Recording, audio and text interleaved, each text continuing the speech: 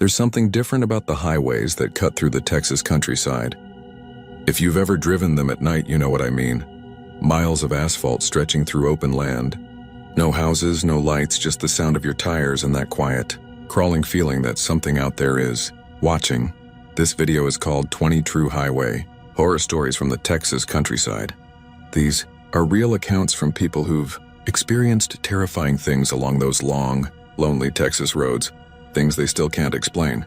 From shadowy figures seen standing on bridges at 2 in the morning, to strangers who vanish into the fields without a sound.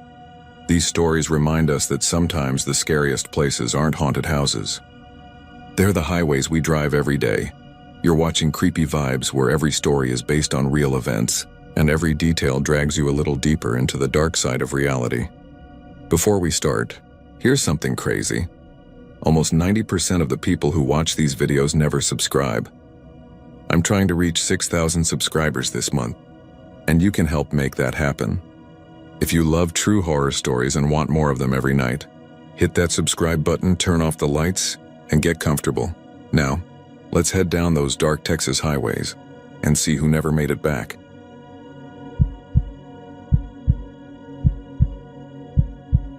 My name is Raymond Keller, and I'm from Vernon, Texas. It was late, close to 2 in the morning, when I realized I'd made a mistake taking Highway 287 instead of staying on the interstate. I'd been driving back from Wichita Falls after visiting my sister in the hospital, and I wanted to cut down some time. I didn't think much about it then. I'd made that drive plenty of times before, but that night felt different, even before anything went wrong. The air was heavy and colorless. There wasn't another headlight for miles. The road shimmered under the high beams, cracked and dry, with dead grass curling at the edges. I remember the radio started cutting in and out somewhere past Childress. First a little static, then total silence. I reached over to change the station, but all I got was a soft hum, almost like breathing through the speakers. I turned it off. I'd been low on gas for about 30 minutes. Not dangerously low, but close enough that I started watching for a sign, anything advertising a station. There wasn't much out there, just endless dark pasture and the occasional mailbox, like the kind that leans sideways after a lifetime of wind. Then I saw it, a small green sign half buried in weeds that said "Last Stop Fuel 2 miles." The words "last stop" should have told me everything I needed to know. But when you're alone, half asleep, and the tank's almost empty, logic takes a back seat to necessity. So I drove those 2 miles, the hum of the tires sounding louder than it should have.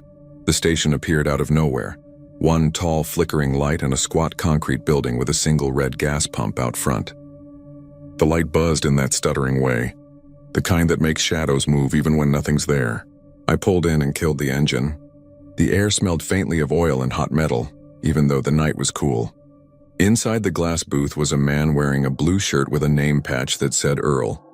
He had a face like old leather, wrinkled and pale under the fluorescent light.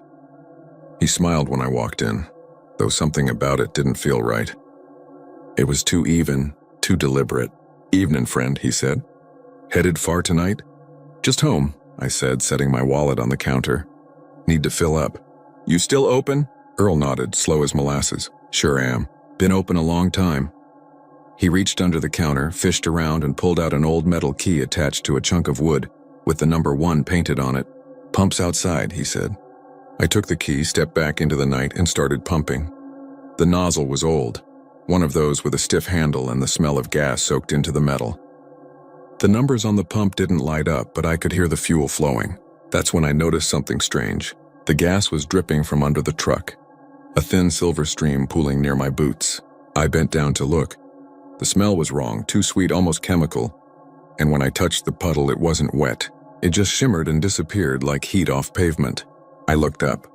Earl was still inside, staring out the window at me, not moving. I tried to wave, maybe ask if he had a rag or something, but he didn't react. He just kept smiling, his face frozen in that same stretched way. Then I heard him again. "Evening, friend. Headed far tonight?" I turned around. Earl was standing behind me, holding the same key in his hand. The door to the shop hadn't opened. I could see his reflection still standing inside through the glass.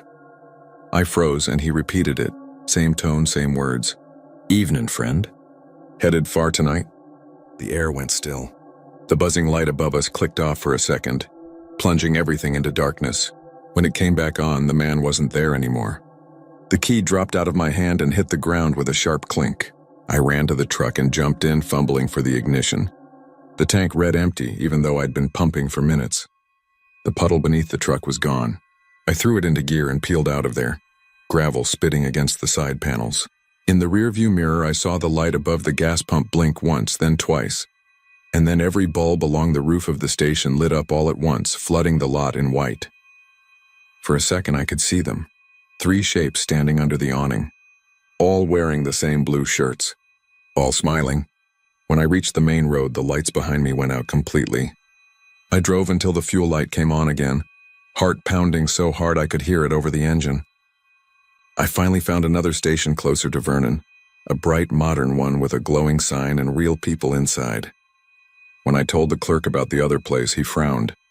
"You mean that old station on 287? He asked. "Ain't been open in 30 years. Burned down in the 90s. Fella named Earl died there. Wouldn't leave even when the pumps caught fire."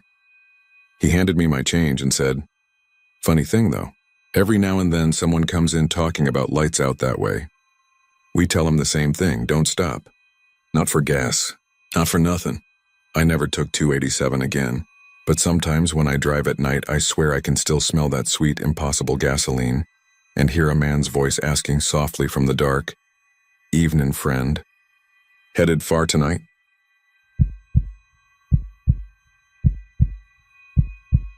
My name is Roy Mathers and I'm from Alpine, Texas.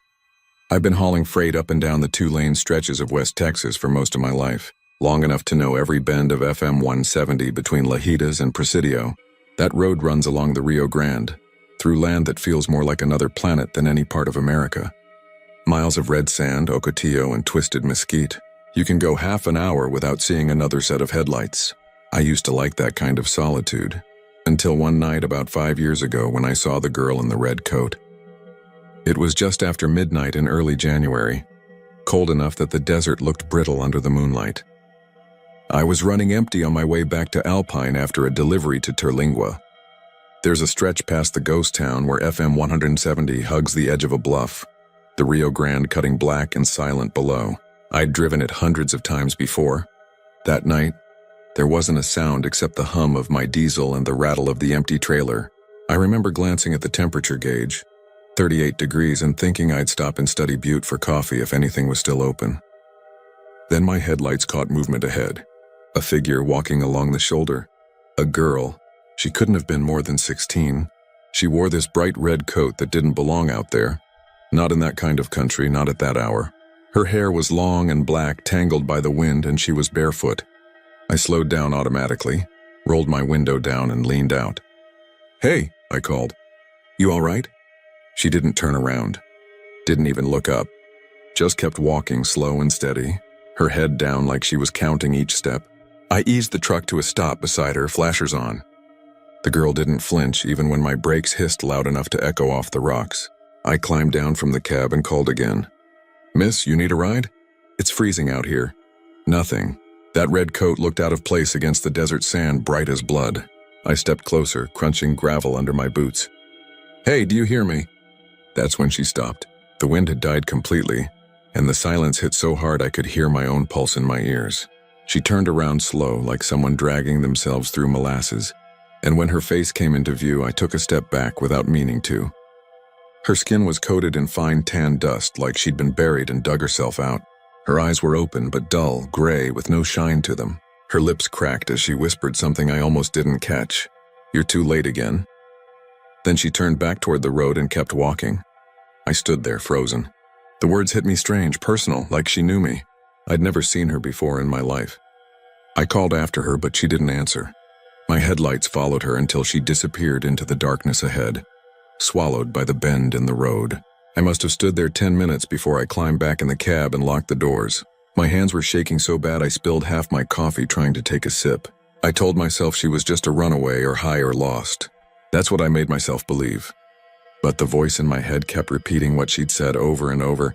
"You're too late again." I thought about turning around, but something in me didn't want to. Instead, I drove on, telling myself I'd report it when I hit Alpine. A few miles later, though, I saw something else. Up ahead, right on the shoulder, was a red coat lying in the dirt. I braked hard, jumped down, and grabbed it. The fabric was warm, like someone had just taken it off. But when I shined my flashlight around, there were no footprints leading away, only mine. I made it home around 3 in the morning, too rattled to sleep. The next day, I stopped by the sheriff's office in Alpine and told them what I'd seen. Deputy Hollis listened quiet the whole time, then asked where exactly I'd spotted her. When I told him, just outside Terlingua, he gave me a look I didn't like. "You're not the first one," he said. "Couple of folks have reported seeing a girl like that out there for years. Always in a red coat, always walking west." I laughed a little, trying to make it sound like a joke. "What's the story? Some local ghost?" He didn't smile. "Something like that. There was an accident on that stretch back in '92. Girl about 16. Car full of kids coming back from a bonfire near the river. They went off the bluff. Took 3 days before anyone found them. Her name was Marlene Vega. She was wearing a red coat." I didn't say much after that. Hollis must have seen the look on my face because he said softer, "If you ever see her again, don't stop. Just keep driving." For months, I couldn't run that route without feeling watched. Sometimes I'd think I saw something in my mirrors. A flash of red behind me, vanishing when I turned. One night that spring, hauling a load of feed down from Marfa, my CB crackled out of nowhere, picking up static that formed a voice just clear enough to make out. A girl's whisper, "You're too late again." The radio wasn't even on a channel. I pulled over right there under the desert stars and shut the engine off. The silence was so complete I could hear coyotes yipping miles away. I never drove FM 170 at night again after that. I'll take the long way through Presidio, lose an hour each trip, and I don't care. But sometimes, late in winter, I still get calls from other drivers, men I've known for years, asking if I ever saw her. They describe the same thing. A barefoot girl in a red coat walking the shoulder, always westbound, never looking up. One of them swore she turned toward him once, her face dry and cracked like clay, and whispered those same 4 words before the headlights flickered and she was gone. You can call it desert superstition, or a story truckers tell to keep themselves awake on the loneliest highway in Texas. But I know what I saw, and I know this much. Whoever that girl was, she's still out there walking through the sand, waiting for someone who never came. Sometimes when I close my eyes at night, I hear the crunch of gravel under bare feet, and a voice behind me, quiet as the desert wind. "You're too late again."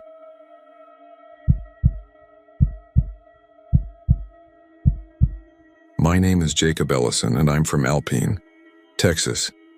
My wife Claire and I were driving north on Highway 385 late one September evening, headed back from Big Bend after a long weekend that was supposed to be good for us. Things had been tense between us for months.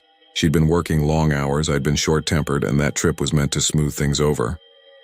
But the truth is, even before the strange things started happening, I could already tell something in her had pulled away for good. We left Marathon around dusk. The sky was still burning orange over the desert scrub, and the air had that dry electric smell that comes before a storm. I remember watching the long stretch of asphalt ahead of us, shimmering in the heat and feeling oddly small. Out there, the world just sort of swallows you. The road hums and your thoughts start to echo in the same rhythm. Claire was scrolling through her phone when I noticed the bars drop. One, then none. "No service," she said flatly, as if announcing it to no one. I checked mine too, same thing. "Figures," I said. "We're in the middle of nowhere." Normally, that would have been fine, but our GPS cut out right after, freezing on the screen like it couldn't decide where we were anymore. The little blue arrow just spun in place, pointing at nothing. "Just stay on 385, I said. "It'll take us back." She nodded, but I saw the worry in her eyes, the way she glanced at the horizon like something might be coming. The sun dipped below the hills and the desert turned black fast. There's no gradual fade out there. It's like someone flips a switch. We drove in silence for what felt like an hour. The radio couldn't pick up a station, and without GPS, we didn't even know if we were heading the right way. The road markers were few and far between, and the mile signs all looked the same. After a while, I noticed something odd. The same pickup truck seemed to be behind us every few miles. Old, maybe a late 80s Ford. Its headlights were dim, yellowish, like tired eyes in the dark. I figured maybe they were just another lost traveler. But after the 3rd time I saw those lights fall back and then reappear behind us again, I started to get uneasy. Claire saw it too. "Do you think they're following us?" she asked, voice tight. Probably just coincidence, I lied. We passed a sign that said Marathon 18. That made no sense. We'd left Marathon nearly an hour ago. I slowed down, thinking maybe I'd misread it. But the sign was clear. It was pointing south. Somehow, without realizing it, we'd been driving in the wrong direction. I told you we should have stayed on the main highway, she said, trying to sound angry but mostly just scared. I did stay on it, I said. We haven't turned once. That was when the lights behind us flickered and went out. I checked the mirror and the truck was gone. Just gone. We pulled over to get our bearings. The wind had picked up, carrying dust that stung our eyes. The desert smelled like metal. Claire tried her phone again, but it still said no service, and mine too. The time read 10:13 p.m., which felt off. It should have been closer to midnight. Let's just keep going, I said. We'll hit something eventually. But when I started the car again, the GPS suddenly blinked back to life. It didn't show a map, though. Just a blank gray screen with the word recalculating. Then after a few seconds, both our phones buzzed at once. The sound startled us. It was so loud in the silence. The screens lit up with notifications. Dozens, then hundreds of missed calls. I felt my stomach twist when I saw who they were from. Every missed call on my phone was from my own number. Claire's phone was the same. Hundreds of missed calls from her own contact. The timestamps were spaced out one after another every few minutes for hours, but we hadn't had service. Then one came in live. My screen flashed with an incoming call. Claire ID, Jacob Ellison. I stared at it, my thumb hovering over the screen. Claire whispered, "Don't answer." But I did. The line crackled for a second, then I heard breathing. Not mine, different, slower, heavier. Then a voice, my voice, said, "Don't stop again." I dropped the phone. Claire screamed. The call disconnected, but the second it did, the missed call counter jumped again, now over 300. I slammed the gas and we tore down the highway, but the road didn't look right anymore. The turns were sharper, the terrain unfamiliar. The GPS kept recalculating, never showing us a destination. The headlights caught something on the side of the road, a sign half buried in sand. It said, "Welcome to Marathon." We'd gone in a full circle. "Jacob, please," Claire said. "Turn around. Just turn around." But there was nowhere to turn. The road behind us was gone, just empty desert. I looked in the mirror and for a split second I saw headlights again. But they weren't behind us, they were right next to us, running parallel through the sand, like something was keeping pace. The phones buzzed again. More missed calls. The sound was constant now, like a swarm of insects.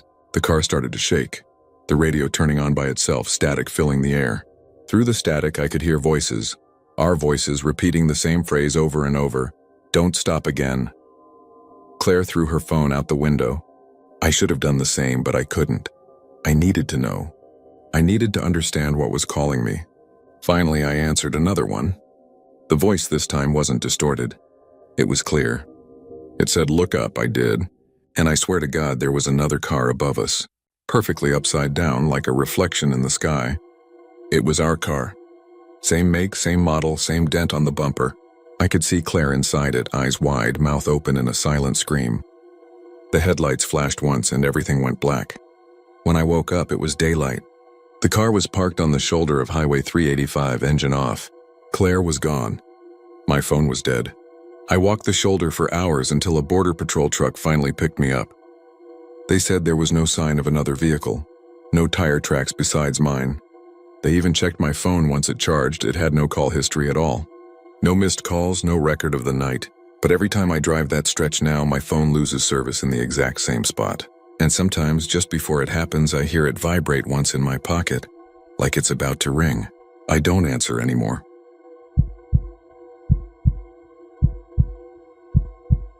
My name is Wade Collier, and I'm from Junction, Texas. I've been a deputy for Kimball County going on 15 years now, and I've seen my share of wrecks along Route 190. That stretch of asphalt runs east out of town through a patchwork of cedar scrub and dry hills, twisting like a rattlesnake before flattening out toward Menard. Most nights it's quiet, just the wind, the hum of the engine, and the chirp of crickets. But every now and then the road gets hungry. The first time I saw the dog was on a cold January night about 4 years back. There'd been no rain, but the air had that heavy feel, like a storm was hiding somewhere behind the hills. I was running patrol around mile marker 27 when my headlights picked out a shape just off the shoulder. Big, black, too big to be any dog I'd ever seen. Its fur looked wet, slick with something darker than rain, and its eyes caught the light like 2 drops of diesel fire. I slowed down, rolled the window down a crack, and called out, "Hey, boy!" The thing didn't move, just stood there facing the road, muscles tight under its hide. Then it turned its head and looked straight at me. I'll tell you something. There's a kind of look animals give when they see you, even wild ones. Curiosity, fear, hunger. But this look was knowing. Human almost. And then it stepped backward into the brush, silent as a shadow. 10 minutes later, I got the call. Head-on collision half a mile east. A young couple in a pickup and an old rancher in a Buick. No survivors. At first, I didn't think much of it. You see strange things out here. Coyotes that don't bark.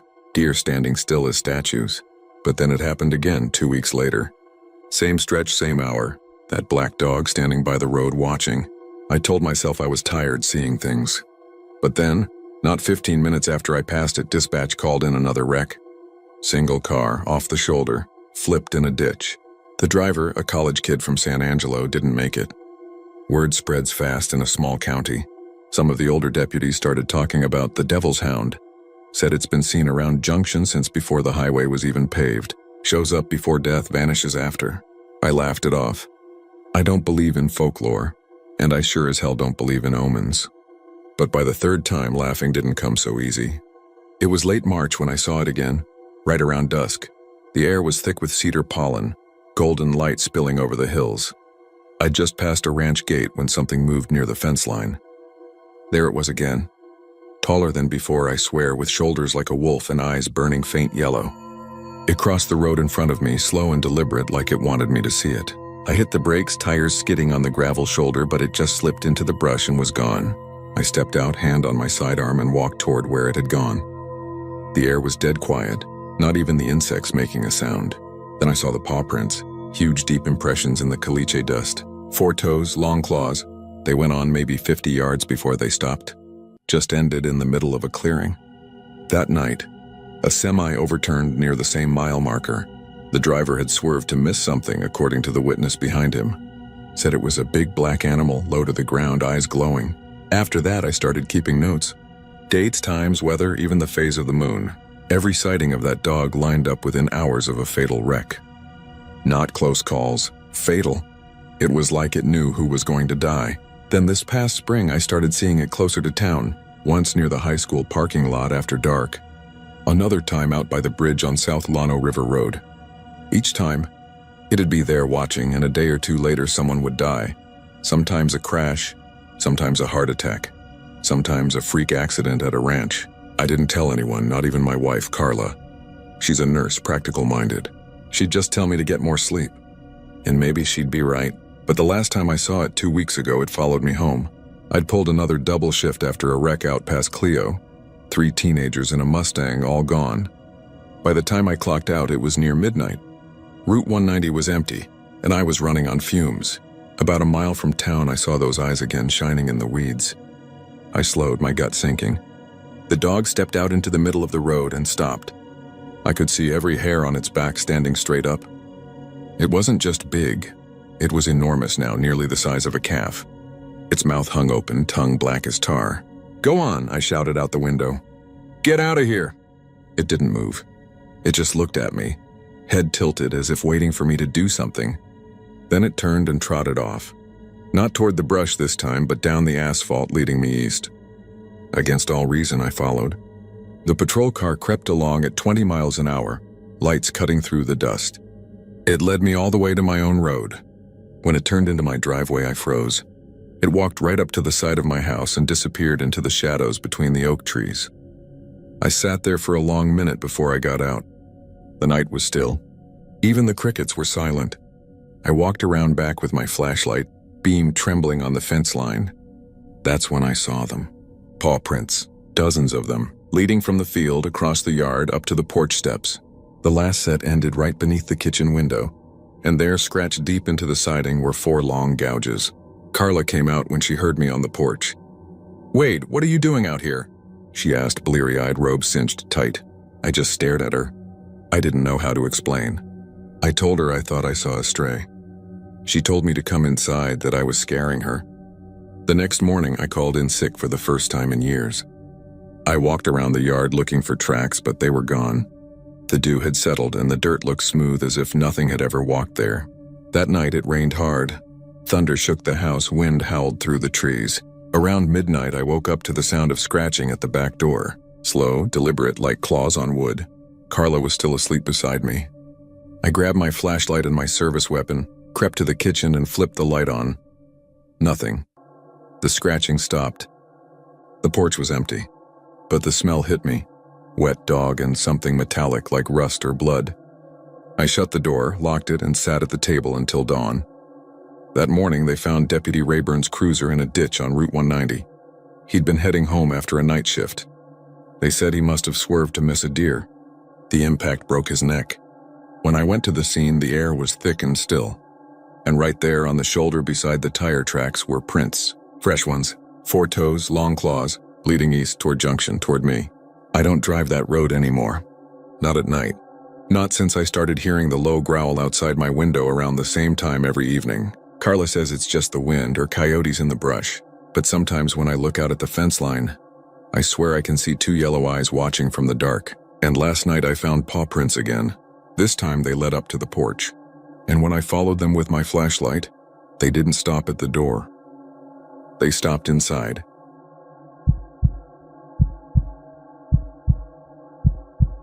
My name is Dale Watterson and I'm from Hearne, Texas.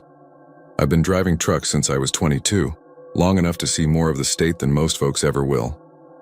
From Amarillo down to Laredo, I've run freight through every mile of sunburnt road and washed out highway you can name.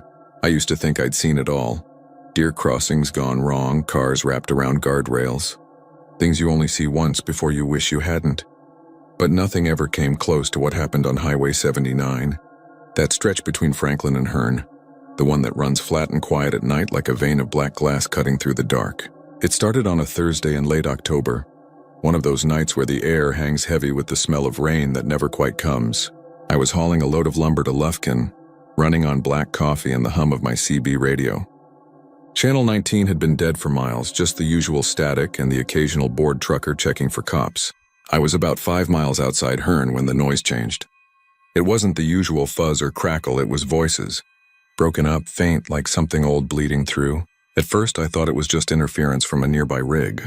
Happens sometimes when someone's mic gets stuck open, but the voices didn't sound like any trucker I'd ever heard.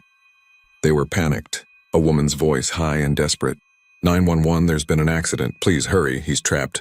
Then silence. Static again. I gripped the mic and called back. Breaker 19, you all right out there? You got a location? Nothing. Just the wind pushing through my cab and that faint electric hiss. I figured maybe I'd picked up a recording or someone's radio bleed. Still, it stuck with me. The tone of her voice, it didn't sound like a story. It sounded real. About 10 miles later, near the turnoff for Camp Hearne, it happened again.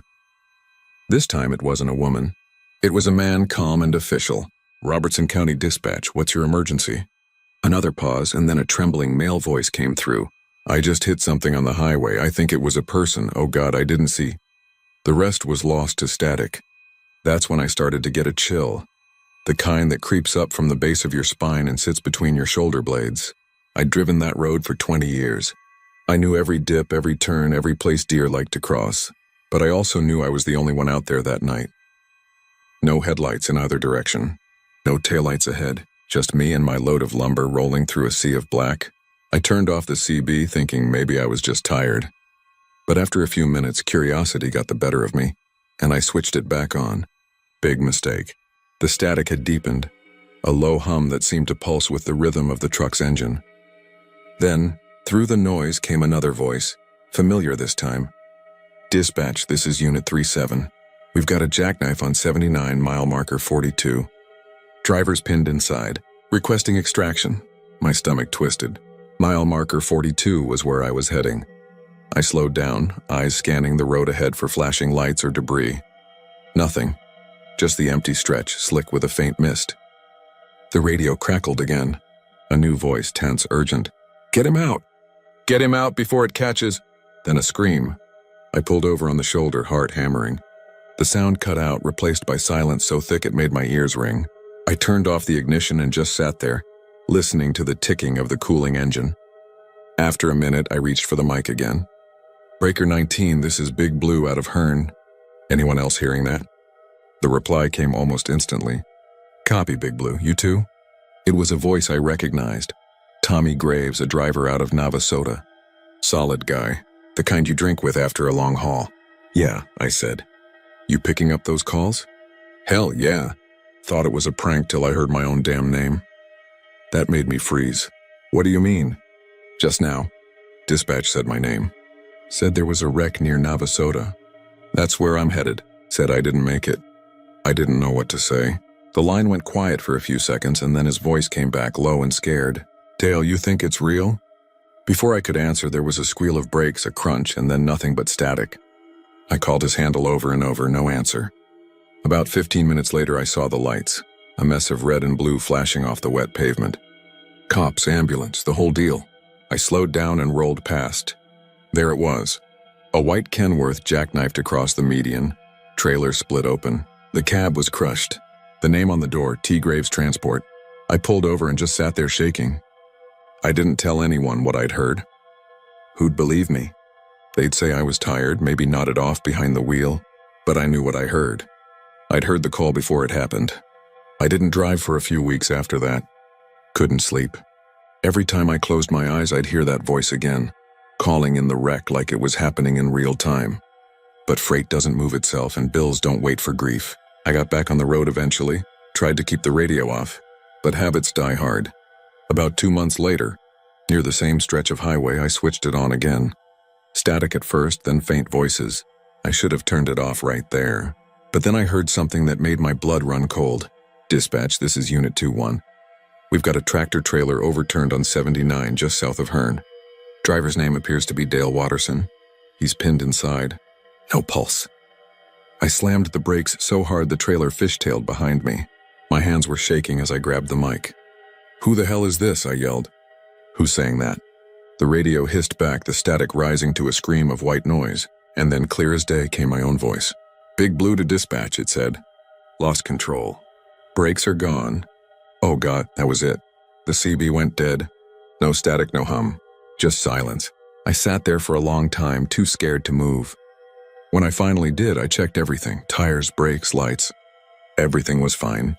No sign of a problem. I made it home that night, safe and whole, but I knew I'd never drive that road again. A week later, I sold the rig. People in town said I was lucky to get out when I did, but sometimes late at night, when the wind picks up and the air smells like rain, I swear I can hear it again. That soft crackle of the radio and the echo of my own voice calling in a wreck that hasn't happened yet. And every time I wonder if maybe it's still out there, waiting for me to turn the key to roll back down that highway and finish the call.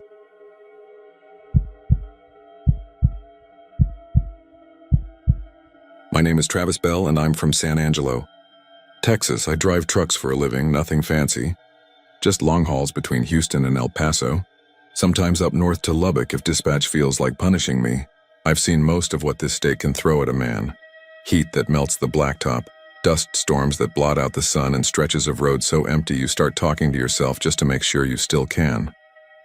But what happened that night on I-10 between Ozona and Fort Stockton was something I'll never explain. And believe me, I've tried.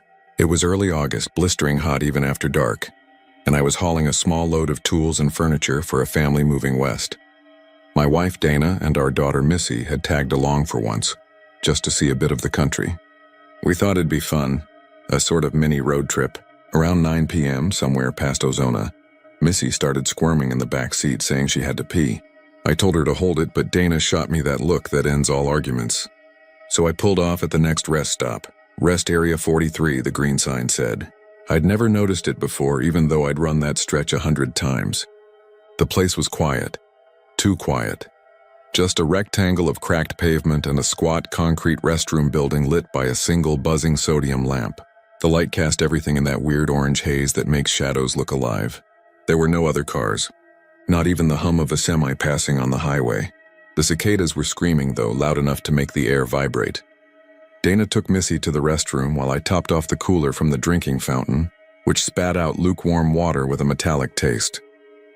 The building smelled like bleach and something underneath. Mildew, maybe, or the ghosts of 1,000 road trips. I remember the graffiti in the men's room. One scrawled word across the back of the stall door, "Turn back," written in something dark, not paint. When I came out, the air felt heavier, thicker, the kind of heat that clings. I checked my phone, no bars. Not unusual out there, but I still felt that little pulse of isolation. I stood by the truck waiting. I could see Dana and Missy coming back, silhouettes in that orange light. Missy was skipping, holding her mom's hand. Everything normal, until it wasn't. We got in the truck, buckled up, and I started the engine. The headlights swept across the concrete, then the road beyond. I pulled out onto the on-ramp and merged back onto I-10, or what I thought was I-10. The road was darker than I remembered, and the white lines seemed freshly painted, too white, too straight. A mile later, I saw another green sign reflective under the beams. "Welcome to Wayland, Texas, population 512. Now, I've been driving Texas roads 20 years, and I know every town from Beaumont to El Paso.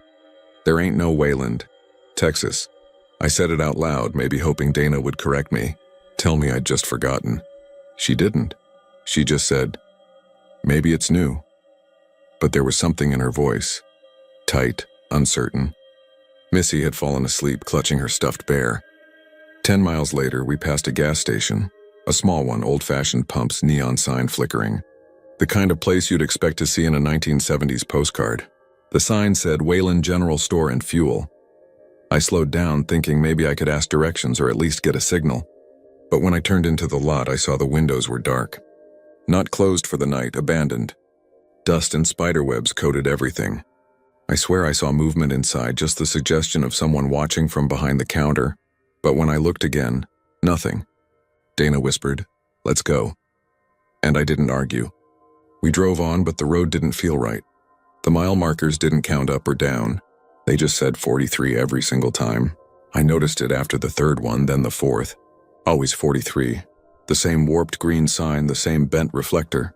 I thought maybe I was losing it.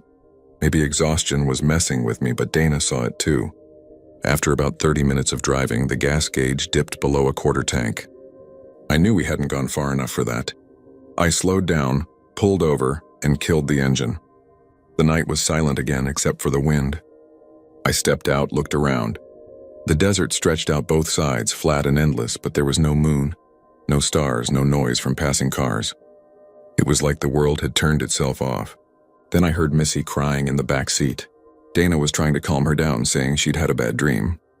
I leaned in to tell her it was okay, but she grabbed my arm with a grip stronger than any 6-year-old should have and said, "Daddy, we already stopped here."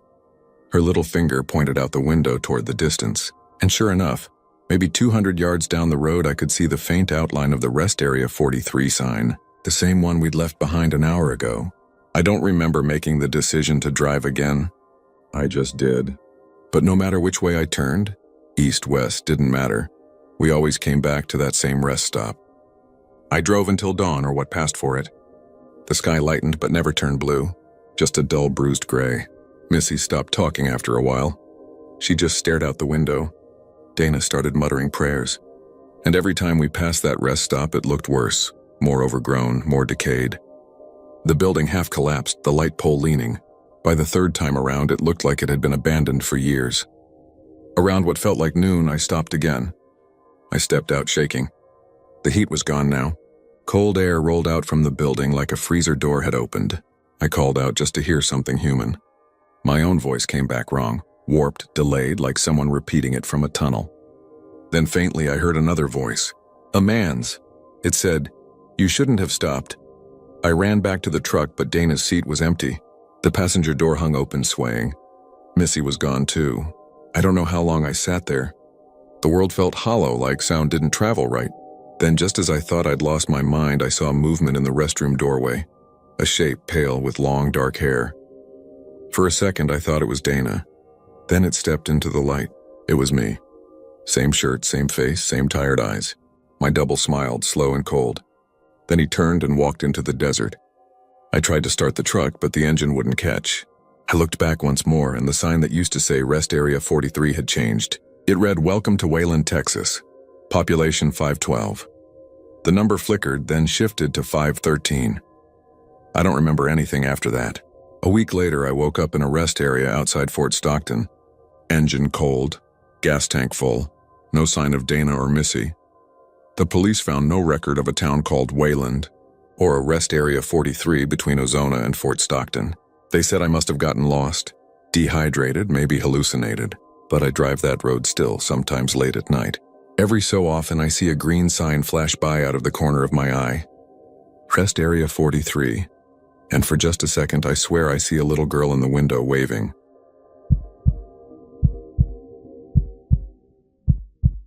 My name is Luke Merriman and I'm from Leander, Texas. I work construction mostly. Odd jobs, side gigs, things that keep a man's hands calloused and his wallet half full. A few months back I was driving home late one night from a drywall job out near Bee Cave, taking the long route along Farm Road 2222. Folks who know that stretch of asphalt know it's not the kind of place you want to be after midnight. The road winds through low hills and brush, sharp curves hemmed by limestone and cedar. It's a road that eats headlights and spits out shadows. And I swear the dark feels thicker there than anywhere else in Texas. That night it was near 1 a.m, and the sky was a deep, starless kind of black. My old Ford Ranger hummed along steady, the radio crackling between static and a country station out of Llano. I remember thinking how quiet it was, how the night pressed in like it was listening. About halfway through one of those long stretches where there ain't a house for miles, I noticed a pair of headlights in my rearview mirror. They were distant at first, 2 pale dots floating over the rise of the road, but they got closer quicker than they should have. Within seconds, a big white pickup filled my mirror. I couldn't make out the driver, not even a silhouette. The truck was spotless, almost glowing in the darkness. No dents, no grime, just blinding white paint and a chrome grille that caught every bit of my taillight. I figured it was some drunk kid from Austin showing off, so I eased over to the right a little, gave him space to pass. But he didn't. He stayed right on my bumper, close enough I could have read his plates, if he'd had any. I didn't see a damn thing back there, no numbers, no letters, just a flat, blank space where the tag should have been. I tapped my brakes once, real gentle, thinking he'd back off. Instead, he surged forward, the engine roaring so loud it rattled my rearview mirror. That was when my gut turned cold. I pressed the gas, pushed up to 70, then 80, winding through those curves like a man running blind. The truck stayed glued to me, his high beams washing over the inside of my cab, turning everything silver white. I shouted a few words I won't repeat, hit the gas harder, and for a few minutes we tore through those hills like we were the only 2 things alive in the world. Then just as suddenly as he'd come up behind me, the headlights vanished. 1 second he was there, the next, nothing. I looked ahead, behind, even rolled down the window to listen. The night was silent again. I pulled over on the shoulder, my heart hammering, hands slick on the steering wheel. I waited, maybe a minute, maybe 5, but the road behind me stayed empty, black and still. I told myself it had to be a trick of the curves, that he must have turned off onto one of the side roads. I started driving again, slower this time. I'd barely gone half a mile when my radio cut out, just a burst of static so loud it made me jump. The headlights behind me flicked back on, closer than before, so close I swear I could feel the heat from them on my neck. I floored it again. The truck followed, engine screaming. At one point I thought I saw something moving inside the cab, something like a shadow shifting, though the headlights made it hard to tell. The road twisted through the trees and every curve felt tighter, sharper. I remember coming around one bend where the limestone shoulder dropped off into blackness, and I thought, this is how people end up in the news. And then gone again. The lights blinked out, swallowed by the dark. I didn't stop that time. I kept driving straight through to the Whataburger off 620, parked under the floodlights and sat there shaking, trying to catch my breath. I stayed till dawn before heading home. When I told my buddy Clint about it the next day, he laughed, said maybe I was tired seeing things. I might have believed that, if it hadn't been for what happened when I went to the sheriff's office a week later. I was in there on something unrelated, vandalism at one of the job sites, and on a whim I mentioned the white pickup to Deputy Morales. He got quiet when I described it. White paint, no plates, loud as hell engine, tinted glass. He turned his chair, pulled a binder off the shelf, and flipped through a few pages before sliding a photo across the desk. It was a wreck burned out to the frame. You could still tell it had been a white pickup once. Morales said, that truck was totaled 15 years ago, out on 2222, near where the road curves by the quarry. Driver fell asleep at the wheel, slammed into the rock face, and the gas tank went up. They didn't find much left of him. I stared at the picture, my mouth gone dry. You saying someone rebuilt it? I asked. Morales shook his head. No, the wreck's still sitting in impound. Ain't moved an inch. I left that station with my stomach twisted in knots. That night I drove home a different way, cutting down 183 instead of 2222. But the thing about fear, it sticks with you. Every time I caught a flash of white paint in my mirrors, every time a big engine roared behind me, I'd grip the wheel till my fingers went numb. A month or so later, Clint called me up, said he was heading out toward Valenti for a fishing trip, asked if I wanted to come. I almost said yes before he mentioned he'd be taking 2222. I told him no thanks, said I'd catch up later. He never made it home that night. They found his truck wrapped around a guardrail on one of those blind curves, engine still running. Witnesses said a white pickup had been seen tailing him a few miles back, but nobody could say where it went after the crash. Now, I don't drive that road at all, not in daylight, not ever. But sometimes late at night, when the wind's just right and the roads are quiet, I hear it. That high, hungry revving in the distance, like it's out there somewhere, waiting for someone new to follow home. And I keep thinking about the look on Morales' face when he showed me that picture, the way he hesitated before he said the driver's name. I looked it up later on one of those old accident reports. The man who burned up inside that truck was named Clint Merriman, my older brother. 15 years dead, and he's still driving home.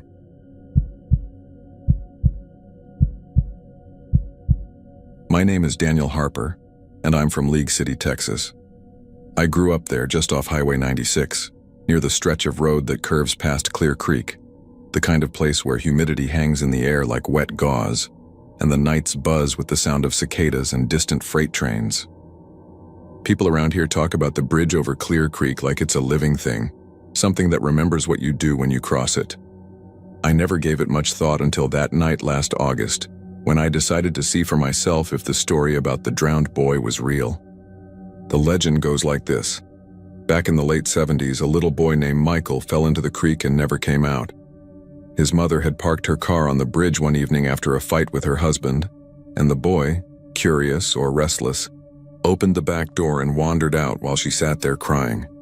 The water had been high from a week of rain, swollen and fast. By the time she noticed he was gone, all she could see was a bit of his red shirt snagged on a branch downstream. Folks said his body was never found. Since then, people claim that if you stop your car in the middle of the bridge and turn off the engine, you'll hear a knock on your window like a small hand tapping for help. Some say if you wait long enough, your door handle starts to turn. It was a story we told in high school to scare each other, but I'm 37 now. My wife left me in May, and I'd been spending too many nights driving aimlessly, just to get away from the silence of the house. That night I was heading home from a late shift at the refinery, windows down, the smell of oil and rain in the air. I came up on the bridge without really meaning to. The concrete looked older than I remembered, cracked, moss crawling up the sides, the guardrails streaked with rust. The moonlight turned the water below into something that moved like glass. I don't know what made me stop. Maybe I wanted to feel like a kid again, daring myself to be afraid of something. Or maybe I just wanted to believe that anything out there could still surprise me. I pulled over right in the middle, turned off the headlights, and killed the engine. The world went instantly quiet. No trucks on the highway, no crickets, just the soft murmur of water and the occasional drip from the bridge joints. The kind of silence that presses against your ears until you start hearing things that aren't there. At first, nothing happened. I sat there with my hands on the steering wheel, watching my reflection in the rearview mirror. The glow from the dash lights made my face look pale and drawn. 5 minutes passed. I started to feel stupid. Then I heard it. A light, quick tap on the driver's side window, not like a branch or a bug. It was rhythmic, deliberate. Knock, knock. I froze. My pulse went sharp and loud in my chest. I turned my head slowly, half expecting to see someone standing there. But there was no one. Just the empty rail, the trees beyond, and the silver smear of moonlight over the water. I told myself it had to be an animal, a frog maybe. I waited. Another knock, this time softer, like fingertips brushing glass. "Hello?" I said before I could stop myself. My voice sounded wrong, too loud. The tapping stopped. That should have been my cue to leave, but curiosity has a way of mixing with fear until you can't tell one from the other. I leaned closer to the window, trying to see into the dark. That's when I noticed the condensation on the glass. It had been clear a moment before, but now a small handprint was pressed against it from the outside. It was faint, fogged, but I could make out the shape, tiny fingers the size of a child's. I jerked back, fumbling for the keys. My hands were slick with sweat. When I twisted the ignition, the engine coughed but didn't start. Again, nothing. The third time, it caught for half a second, then died. Then came the sound of the door handle turning. Slowly, like someone testing it from the outside. I heard the faint metallic click of the latch moving. I slammed my shoulder against the door, holding it shut, though I didn't know why. I looked out the window again. The handprint was gone. The condensation had cleared as if it had never been there. But now I saw something else. Something in the reflection of the passenger side mirror. A shape standing by the edge of the bridge. It was small, about the height of a 6-year-old, and pale as if lit from beneath. It wasn't fully solid, more like smoke shaped into a body. The head turned toward me, slow and stiff. I couldn't make out the face, just dark hollows where eyes should be. The air inside the car went cold. I could see my breath fogging. The handle on the driver's door rattled again, more insistent this time, followed by another knock on the glass. "Please," a voice whispered. It was thin and watery, like it came from underwater. That was all I needed. I hit the door lock, switched just to be sure, slammed the gear into drive, and turned the key again. The engine roared to life this time, and I floored it. The tires screamed against the concrete as I tore across the bridge and didn't stop until I was back in town. When I finally pulled into my driveway, I sat there with the engine running, trying to slow my breathing. The car smelled faintly of mildew and something sweet, like river plants. I turned off the lights and looked out the window one last time. That's when I saw it. On the outside of the glass, faint but unmistakable, a small wet handprint, trailing water down toward the handle. I washed the car the next morning, scrubbed every inch of it, but no matter what I did, the mark wouldn't come off. It wasn't dirt or condensation anymore. It had dried into the paint somehow, as if etched there. A week later, I drove back, to the bridge in daylight, just to prove to myself it was all in my head. The water was low, green, and sluggish. I walked down the embankment to the edge where the mud was thick with cattails. That's when I saw something half buried there in the muck. A child's red sneaker, sun-bleached and frayed, no larger than my hand. I didn't pick it up. I just stood there staring at it until I realized the ground beneath me was wet, not from the creek, but from something dripping down. I looked up. The bridge above was bone dry, but a single line of water was falling, straight down, hitting the top of my head like a leaky faucet. I stepped back fast, but the drops followed me, as if the air itself had decided to weep.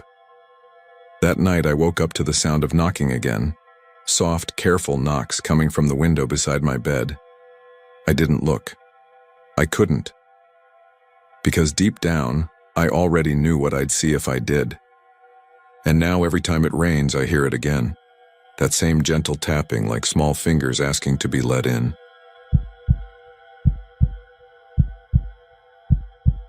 My name is Ray Mullins, and I'm from El Campo, Texas. I've been driving delivery routes for almost 15 years now, mostly groceries and dry goods between El Campo and the smaller towns south of Wharton. It's steady work, quiet too, and the kind of job where a man can think while the miles roll under the tires. I've driven every back road in this part of Texas, from Bay City to Blessing, from Danavang to Pierce. At least I thought I had, until that Thursday on County Road 87. It was late October, the kind of morning where the fog sits heavy in the fields and the air smells like wet grass and diesel. I just dropped off a load in Louise and was heading back toward El Campo when my GPS glitched. The map froze, then blinked twice and rerouted me down what looked like a shortcut, a narrow dirt road labeled CR 87 Spur. I didn't remember seeing it before, but I figured maybe it was new or maybe I just never had a reason to take it. It was supposed to shave off 10 minutes and that sounded good enough for me. The turnoff was easy to miss. A single rusted sign half buried in Johnson grass, pointing toward a thin track that wound between fields. I slowed the truck, checked the map again, still frozen, and decided to go for it.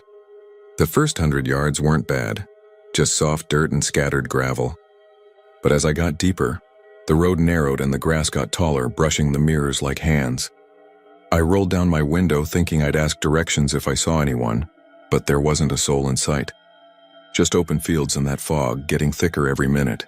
I kept driving, maybe 5 miles an hour, and the sound of gravel under the tires started fading. It was replaced by something else, a crunching sound like driving on seashells. The smell in the air changed too, from the earthy scent of farmland to something sharper, like salt water left too long in the sun. I thought maybe I'd gotten close to a bayou, but there shouldn't have been one anywhere near there. The fog was so dense now that I couldn't see more than a few feet ahead. My headlights just bounced back in my face. I rolled down the window again and stuck my head out trying to see the ditch lines. That's when I noticed the sound. It wasn't wind or insects, it was humming. A low, steady hum that seemed to come from the road itself. I cut the engine, thinking maybe it was the truck, but the noise kept going, vibrating faintly under the tires.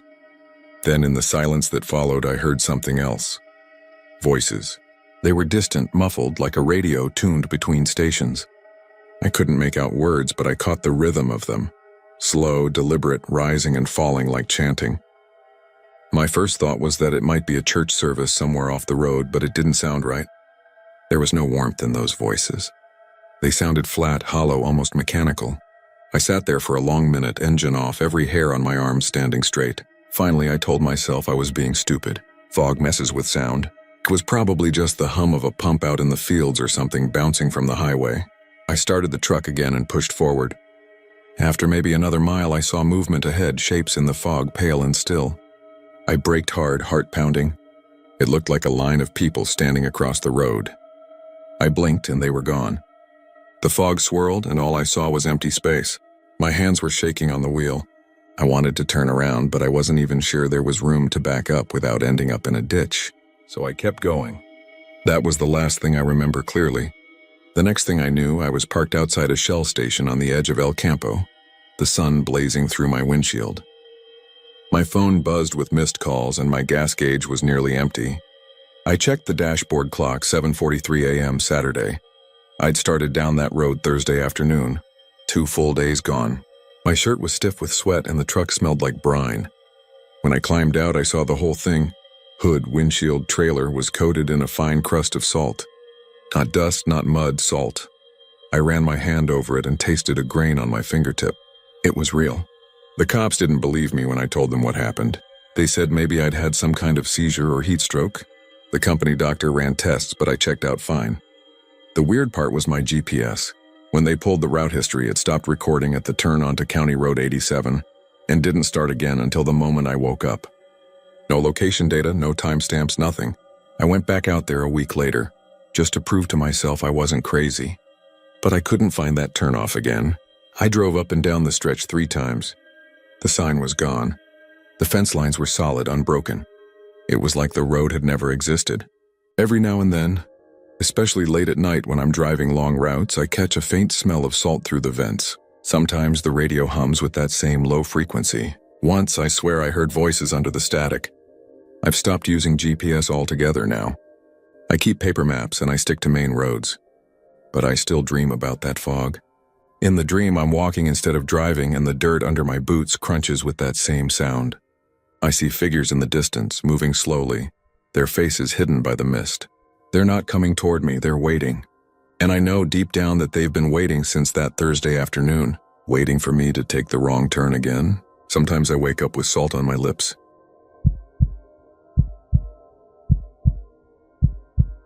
My name is Ray Larkin and I'm from Lubbock, Texas. That day started like most spring days out on the high plains.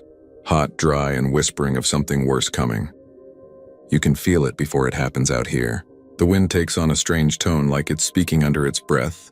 The air smells like dust before you even see the first rolling wall of it. I'd been working a delivery route for a tire company, driving a company truck loaded with recaps and steel rims. heading southwest along Highway 62 toward Seminole.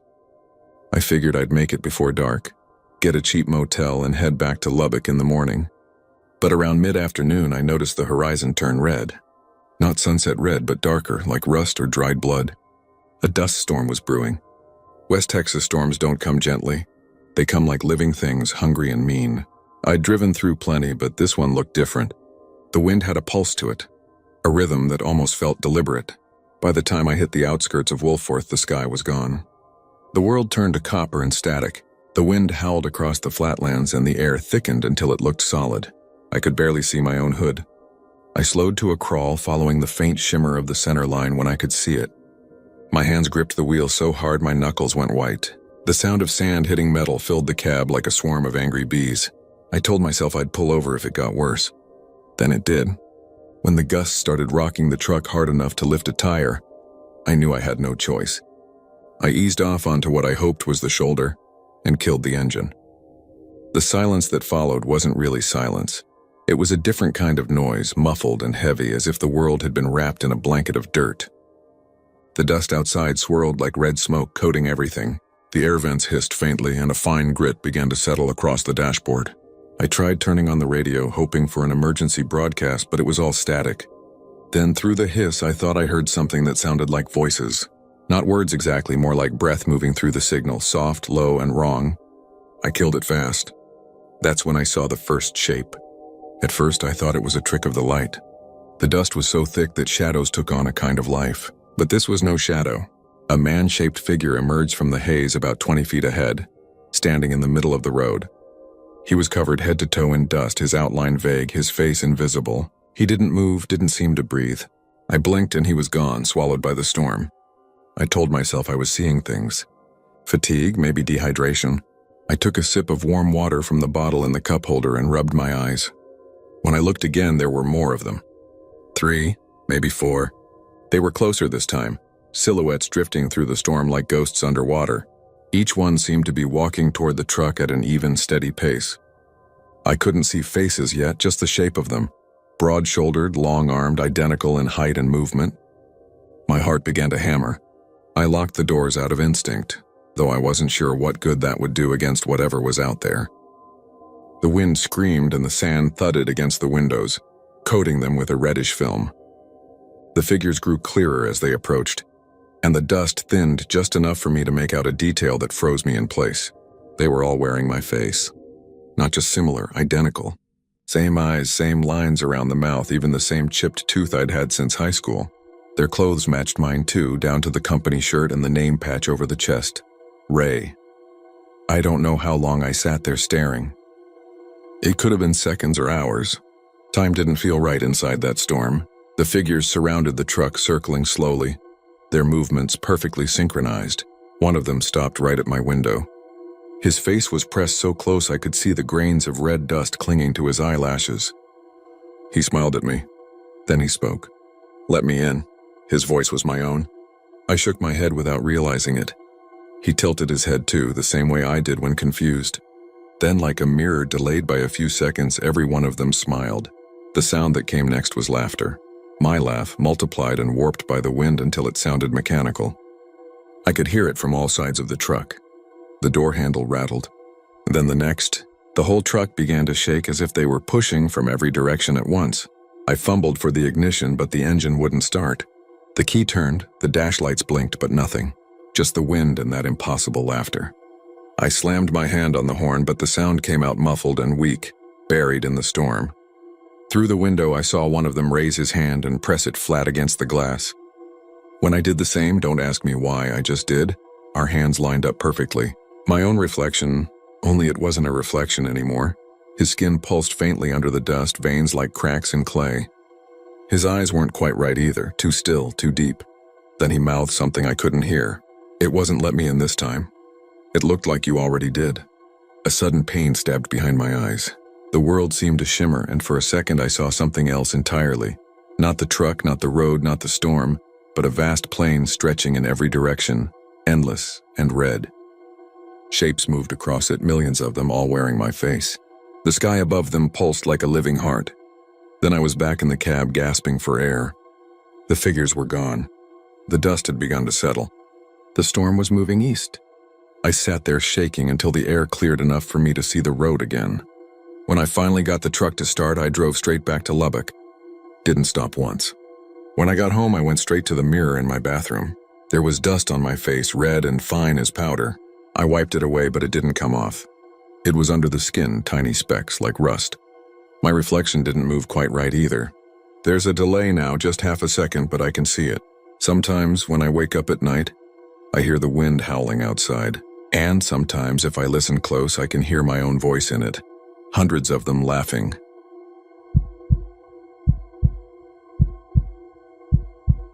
My name is Travis Elmore, and I'm from Bridgeport, Texas. I drive Highway 114 more often than I'd like to admit, usually late at night, when the world feels too empty and the headlights stretch across the blacktop like thin white bones. It's a lonely stretch between Bridgeport and Decatur. Nothing but scrub, mesquite, and old fence lines sagging under the weight of time. Folks around here whisper about 114. They say if you're driving past the old quarry after midnight, you'll hear the sound of a wreck. A crash so real it makes your bones jump, but when you stop, there's nothing there. No car, no glass, no fire. Just the echo of something that already happened. I used to think that was just small-town superstition. I'd heard it from old-timers at the gas station or out fishing near Eagle Mountain Lake. The echo's real, they'd say, and it ain't wise to stop for it. But I'm not the kind of man who scares easy. I've worked night shifts at the oil yard for 15 years. I've seen deer torn up by 18-wheelers, heard coyotes sound like babies crying in the dark, and driven home through fog thick enough to make the world disappear. Nothing supernatural ever came for me. Not until that night in September. It started like any other. I clocked out around 11, grabbed a cold Dr. Pepper for the drive, and headed east on 114 toward Decatur. The sky was moonless and the air felt strange, heavy somehow, like it was waiting for something. I remember the hum of the tires, the soft buzz of the radio tuned low, and the yellow lines sliding past like a hypnotist's watch. About 10 miles out, I passed the quarry. That's where I heard it. It came from ahead. Metal twisting, tires screaming, glass exploding in a quick, sick symphony. It was so loud I jerked the wheel and slammed the brakes. The sound echoed through the hills, then cut off clean like someone had hit mute on the world. My heart was hammering. I looked down the highway expecting flames, headlights, something, but there was nothing. Just the road curving into darkness. I almost kept driving. Almost. But then I thought about what I'd tell myself in the morning if I didn't stop. What if someone was hurt? What if a car had gone off the shoulder? So I turned on my flashers and pulled over near the guardrail. When I stepped out, the air was still. No wind, no bugs, no engine sounds. My flashlight beam cut through the grass, searching for tire tracks or broken glass. Nothing. I crossed to the other side, shining the light into the brush and down the slope. Still nothing. That's when I saw it. Farther down, maybe 100 yards away, a shimmer of light like the reflection of a taillight. I walked toward it, calling out, "Hey, you okay?" The gravel crunched under my boots. The smell hit me next, burned rubber and something faintly sweet like antifreeze. My flashlight flickered once, then steadied. The light ahead grew clearer. A car, nose down in the ditch, steam rising from the hood. It looked old, maybe a 90s model sedan, blue or gray beneath the grime. The driver's door hung open. "Jesus," I muttered, sliding down the embankment. "Hey, can you hear me?" I reached the car and aimed the light inside. No one. The seats were empty, though the dashboard was cracked and there was blood on the steering wheel. Just a smear like someone had coughed into their hand. I felt a chill crawl up my neck. The keys were still in the ignition. The engine wasn't running. Something about it didn't add up. I leaned closer, studying the interior. There was a purse on the passenger seat open. Inside, a wallet. The driver's license said Rebecca Lane, Decatur, Texas. The photo was faded, the kind you'd expect on an ID that hadn't been used in years. The expiration date was 2008, that made no sense. The license looked ancient, but the car didn't. I was about to take a photo with my phone when I heard something behind me. A low groan, like metal shifting under weight. I spun around. The road above was empty. My flashlight flickered again, weaker this time. I turned back toward the car and froze. The car was gone. I was standing in knee-high weeds, my boots sunk into damp soil, but the ditch was empty. No tracks, no glass, no smell of coolant or burned rubber. Just darkness and crickets starting up again like they'd been waiting for me to finish my business. My heart was pounding so hard it hurt. I scrambled up the slope, nearly falling twice, and got back to my truck. The cab felt wrong when I climbed in, like it had gone cold while I was gone. The clock on the dash said 3:17 a.m. I swore that couldn't be right. It had been just after midnight when I stopped. I checked my phone. Same time, 3:17. I drove home fast, barely blinking, afraid to look in the rearview mirror. Every time I did, I thought I saw headlights that weren't there. The next morning, I told my buddy Carl at work. He laughed at first, said I'd probably fallen asleep or hit some fumes. But when I mentioned the name, Rebecca Lane, he stopped laughing. "You sure about that?" he asked, his face gone pale. "Man, that name's from back in the day. There was a wreck out there in '08. Girl died on impact. Nobody ever found her body. That night, I didn't sleep. I looked it up online. There it was. News clipping from the Wise County Messenger, September 2008. Rebecca Lane, 26, missing after a reported car accident on Highway 114 near Decatur. Witnesses claimed they heard a crash but found nothing. The article said the case was never solved. My stomach turned when I saw the photo. Same face, same license. For a week, I tried to forget. But every night around 3 a.m., I'd wake up to the faint sound of tires screeching, far off but close enough to make me sit up. Sometimes I'd swear I saw headlights sweep across my bedroom wall, though my house sat half a mile off the highway. Then one Friday, I couldn't take it anymore. I got in my truck and drove back. It was exactly 3 now when I parked near the quarry. The air smelled of dust and sage, and the wind made the mesquite branches whisper. I waited. 10 minutes later, the crash came again, clear, violent, echoing through the dark. Only this time, it wasn't distant. It was right behind me. I turned, and for a heartbeat I saw her, standing by the guardrail, face pale, hair tangled with glass. Rebecca. Her eyes met mine, and I swear they were full of sorrow. She lifted her hand like she wanted to speak, and before I could move, she vanished into the road shimmer, swallowed by the sound of impact that came from everywhere and nowhere at once. The next thing I remember, I was waking up behind the wheel of my truck, sunlight streaming through the windshield. A sheriff's cruiser was parked nearby, and Deputy Harlan was tapping the window. "You all right, son?" he asked. I blinked at him, disoriented. My truck was half off the road, driver's door open. The deputy frowned. "You shouldn't sleep out here. Bad things happen on this stretch." I mumbled something and drove home. When I got inside, I looked at the clock. 3:17 again, same as before. It's been a week now. Every night I hear it, the crash echoing across the hills. Sometimes it sounds closer, sometimes farther, but it always comes. I tried to leave town yesterday, but my truck wouldn't start. When I walked back inside, the clock on the microwave flashed 3:17 even though it was morning. I think I understand now. That sound isn't a ghost, and it isn't an echo. It's a loop, a moment replaying itself, dragging in whoever stops to listen. I hear it calling again now, right outside the window, the tires screaming, the metal folding in on itself. I think it's my turn to join the echo. If you're driving down Highway 114 near Decatur and you hear a crash in the dark, don't stop. Just keep going, because if you don't, I'll be the one waiting for you in the ditch.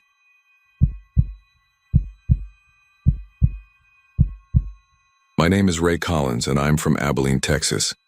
I was heading west on Route 66, somewhere outside Shamrock, when I first saw the sign.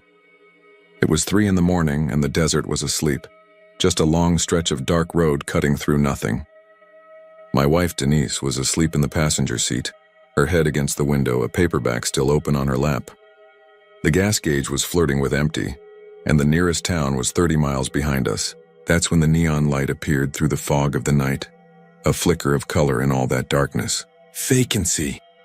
It blinked in uneven rhythm, the V lagging behind the rest like it was struggling to stay alive. The motel behind it looked straight out of 1955. Flat roof, turquoise trim, a Coke machine by the office door, a row of 8 rooms all lined up like teeth. There wasn't another light for miles, so I pulled in. The gravel crunched under the tires as I parked. Denise woke up and rubbed her eyes. "Where are we?" she asked. "Some little roadside place. We'll crash a few hours, hit the road at sunrise." The lobby smelled like old carpet and coffee grounds. The man behind the desk looked like he'd been there a long, long time.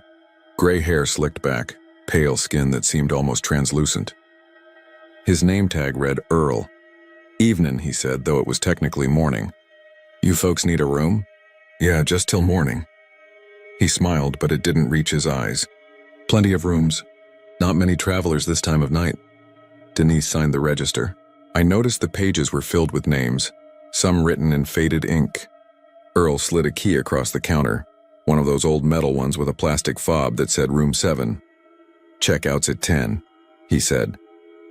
Breakfast's in the diner next door if you're hungry. When we stepped outside, the air was heavy, like the night itself was holding its breath. The sign flickered behind us again, vacancy casting a red glow across the lot. For a second, I thought I saw shadows moving in the room's windows, but when I looked again, nothing. Room 7 smelled like dust and rain that never came. The wallpaper was peeling, the bedspread patterned with faded flowers, and the old rotary phone sat on the nightstand like a relic.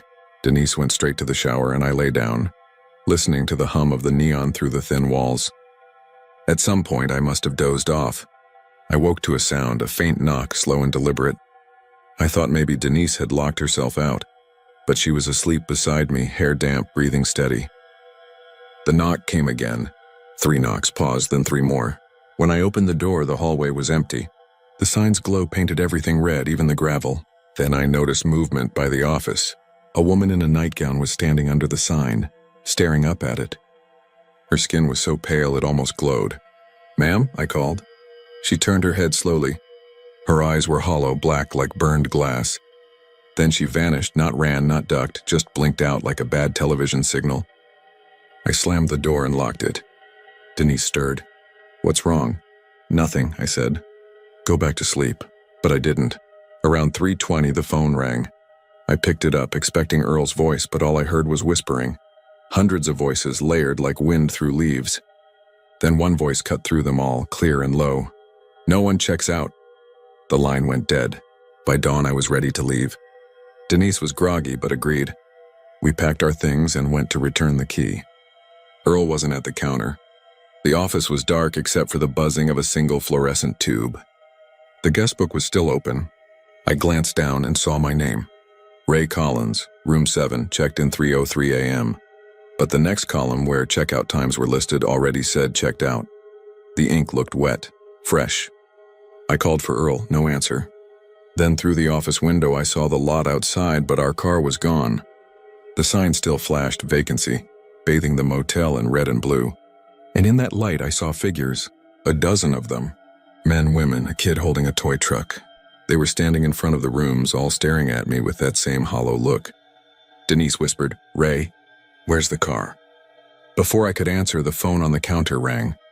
I picked it up. "Front desk," Earl's voice said cheerfully. "Would you like to extend your stay?" I slammed the receiver down and grabbed Denise's hand. We ran outside. The air was cold now, like the middle of winter. Every door to every room was open, and inside each one stood a figure, frozen, waiting. We ran down the road back toward the highway, but after a few minutes, Denise stopped, breathing hard. I turned to look, and the motel was there again, just ahead of us. The same sign flickering in the same rhythm. "Ray," she said softly, "I think we already left." That's when I noticed her skin. Pale, almost glowing in the red light. I don't remember what happened after that. Sometimes I think I made it out. I see the road stretching on forever, empty and quiet. But every night around 3, I see the glow in the distance. The sign blinking in the dark, calling me back. And sometimes when I stop at a gas station or diner, I see people with tired eyes staring at the neon lights outside. I want to warn them, tell them not to stop. But when I look in the mirror behind the counter, I don't see my reflection anymore. Just that same flickering red glow pulsing behind me, spelling one word over and over again. Vacancy.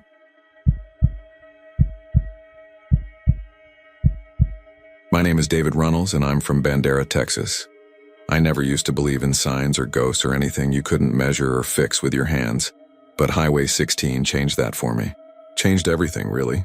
If you've ever driven it between Bandera and Caryville, you know the stretch. Long curves through Cedar Hills. The kind of quiet that presses against your windows when you kill the radio. It's a beautiful road, but it's cruel too. I know because my son died there. Eli was 22. Smart kid, stubborn as all hell, but a good heart. He worked in Kerrville at a hardware store, lived at home to save up for school. One night, he took the truck to see a girl and didn't come back. The sheriff said he hit a deer, swerved, rolled down an embankment. I saw the spot the next morning. The twisted guardrail, the black scrape across the asphalt, the cedar tree split halfway up from the impact. We put up a cross a week later. Just a simple wooden one I made in the shop, painted white with his name and the date burned into it. Folks around here do that, you know. You drive long enough in Texas, you see those crosses everywhere. Little white markers of heartbreak like mileposts of someone else's grief. I used to glance at them and feel sorry for whoever they belonged to. Now I stop at one. Every few weeks I'd drive out there with a can of paint or some fresh flowers. I'd sit on the hood of the truck and talk to him. Tell him about the dogs or the weather, just things I wish I'd said when he was alive. Sometimes, if I stayed long enough, I'd see the sun slide down behind the ridge, and for a moment the light would hit that cross just right, so it glowed. It almost felt like he was answering. It was early October when I saw the second cross. I remember because the first cold front had rolled in. That clean, sharp smell of cedar and dust. I parked like I always did, brought a new bunch of bluebonnets even though they were out of season. And there it was, right beside Eli's. The wood was fresh, pale pine, driven deep into the soil like it had been meant to stay. The carving was neat, almost careful, like someone took their time with it. But what stopped me cold wasn't the craftsmanship. It was the name, David Runnels. And underneath it, the date, October 7th, 2023. That was the next day. I thought it was some sick joke. I looked around, half expecting to see kids in a pickup laughing their asses off somewhere. Nothing but the whisper of wind through the brush and a hawk circling above the ridge. I yanked the cross out of the dirt. It came up too easy, like it hadn't been there long, and threw it in the bed of my truck. That night I couldn't sleep. Every noise outside, every creak of the porch, every gust through the trees set my nerves on edge. I told myself it was a prank, some twisted kid who knew about Eli. But the more I thought about it, the more wrong it felt. Nobody except me went out there. Nobody even knew I was planning to visit that day. The next morning I drove to the sheriff's office. Old Sheriff Kemp listened while I told him what happened, leaning back in his chair with that polite, tired look small-town lawmen get when they think you're wasting their time. He asked if I still had the cross. I did. He said he'd take a look, maybe get fingerprints. Then he asked if I'd been drinking lately. I left before I said something I'd regret. That night, October 7th, I stayed home. Locked the doors. Kept the lights on. I poured a glass of whiskey, sat in my recliner, and tried to ignore the clock. Around 10, the phone rang. The sound nearly stopped my heart. It was Kemp. He said he'd checked out the memorial. "You didn't happen to make another cross, did you?" he asked. "No," I said. "Well, there's one there now. Says your name. Same date." I felt the glass slip out of my hand and shatter on the floor. I told him it couldn't be. I'd taken it. It was in the bed of my truck. I ran outside barefoot, the gravel biting my feet. The bed was empty. I swear on my son's grave it was empty.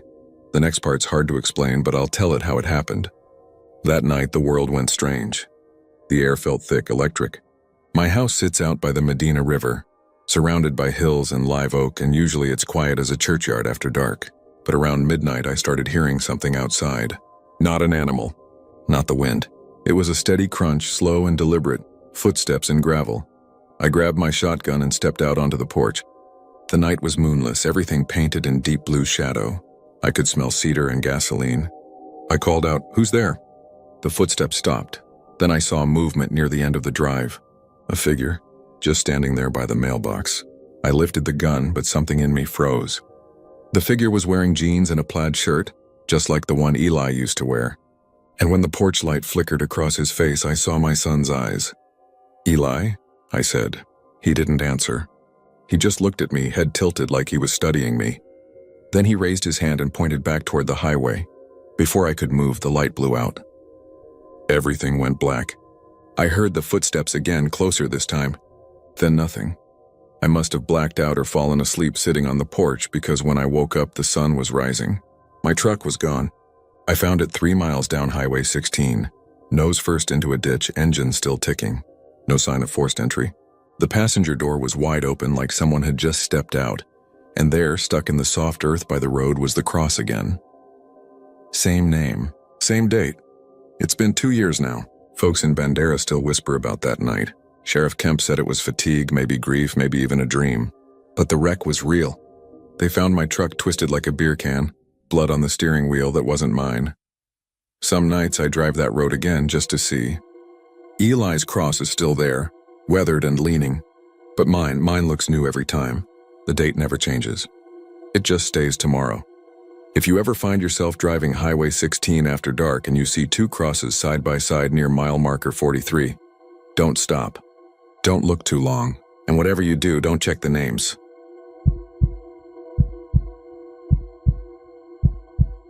My name is David Lankford and I'm from Hamilton, Texas. I drive a delivery route that runs from Waco out to Brownwood, mostly along Highway 36. I've been on that road more nights than I can count, through rain and heat and the kind of fog that makes your headlights look like useless white soup. I know every bend and every roadside cross between Gatesville and Mound, and I thought nothing could surprise me on that stretch anymore. That was before I saw the church. It was a Thursday in late October, one of those nights when the air feels too still, too heavy.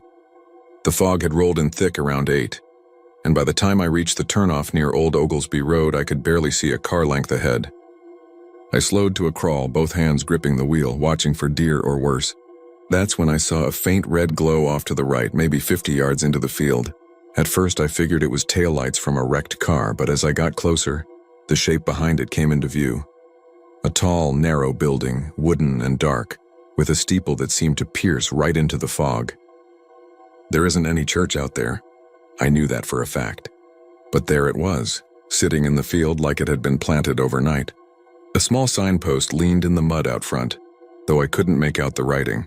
I pulled over, left the engine idling, and stepped out. The air smelled like damp pine and something else, something sour, like wet ashes. The red light was coming from inside, bleeding through the old windows. I thought maybe it was a prank, some Halloween setup. But the longer I looked, the less it seemed like a joke. The boards were blackened, as if burned long ago, and the paint that hadn't peeled away was blistered. The roof sagged, and yet the stained glass was whole, glowing from within with that steady red light. I don't know why I went closer. Maybe it was curiosity. Maybe it was that strange low hum I could hear when I stood still, almost like the vibration of a generator under the ground. I took out my phone and snapped a picture. The flash reflected off the fog, useless. I tried again without it, and the red light seemed to flare brighter, like it noticed me. I should have left then, but I didn't. When I stepped onto the warped wooden porch, the boards gave a long groan, like something sighing awake. The door stood half open, and through it came a rush of hot air, carrying that burned smell stronger now, charred wood, and something like hair. I remember calling out, "Hello? Anybody in there?" Something answered, but not in words. It was a sound like a whisper stretched too long, like static under a voice coming from inside the church. I raised my phone again, trying to record it. The screen flickered, went black, then turned itself off. That hum grew louder, deep enough to rattle my ribs, and I remember thinking it felt like standing next to a jet engine. Then the red light flared so bright I had to shield my eyes, and everything went silent. When I came to, I was lying on my back staring at the stars. The fog was gone. My truck was parked on the shoulder, driver's door still open. My phone was on the ground beside me, screen cracked but still recording. An hour-long video of blackness and that faint, pulsing hum. But the church was gone. The field was empty except for a circle of ash maybe 30 feet wide. I walked into it, crunching through cinders and bits of burned timber that disintegrated at a touch. The air was cold, but the ground still radiated heat. I picked up a nail, old and bent, black with soot. It burned my fingers even though it shouldn't have been hot. I dropped it fast and left. When I got home, I tried to find anything about a burned church near Gatesville. There was one, St. Luke's Pentecostal, burned down in 1968 after a lightning strike.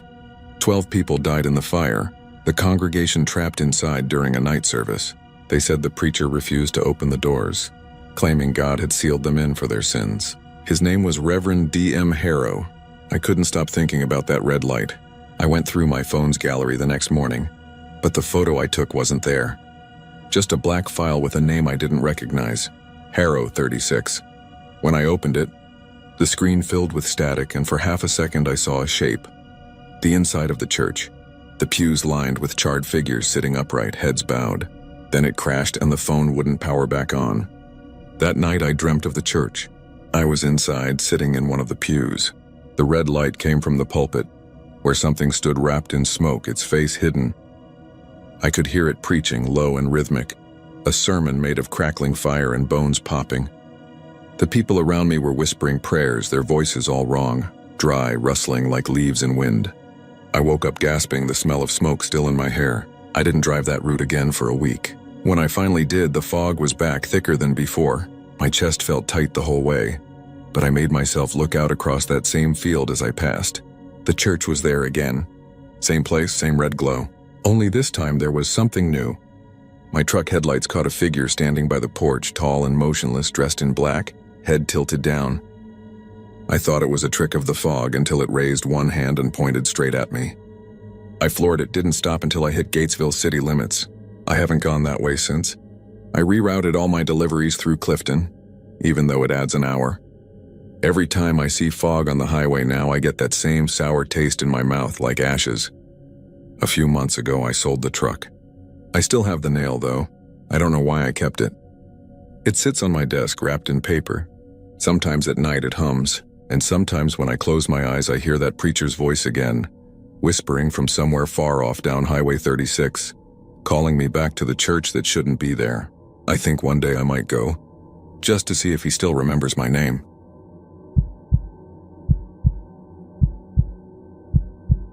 My name is David Lyle, and I'm from Nacogdoches, Texas. I've lived here most of my life, and I'll tell you right now, it's a quiet town. Folks here are kind. The pine trees hum in the wind like they're whispering secrets, and the nights stretch out longer than they should. I work nights at a small AM radio station just off Highway 59. It's called KTXN 1030, the Lone Star Voice, though we barely reach the next county. My shift runs from midnight to 6 in the morning. I play country hits, take call-ins, and keep the place running while the rest of the world sleeps. I've always liked the quiet hours. There's a strange peace in being the only one awake. The red on-air light burning like a heartbeat in the dark booth. The equipment hums and crackles, and sometimes I catch myself talking to the static between songs, as if it were listening. That was before the night the static talked back. It was late March, damp and chilly. The pine trees outside were swaying hard enough to scrape the side of the building, and I could hear their branches creaking through the cinder block walls. I was halfway through my third cup of burnt coffee when the phone line lit up. "KTXN, you're on the air," I said, cheerful as I could manage. A pause, then a low voice, barely above a whisper. "Play Blue Eyes Crying in the Rain." "Sure thing," I said. "You got it." "Who's this I'm talking to?" Silence. Then, "Name's Tom." Something about the way he said it made the hair on my arms lift. The call disconnected before I could ask another question. I shrugged it off, queued up the song, and went back to staring out the studio window. The parking lot light flickered every few seconds, and the forest beyond it looked like a black ocean. When the song ended, I switched to a commercial and the phone rang again. Same line.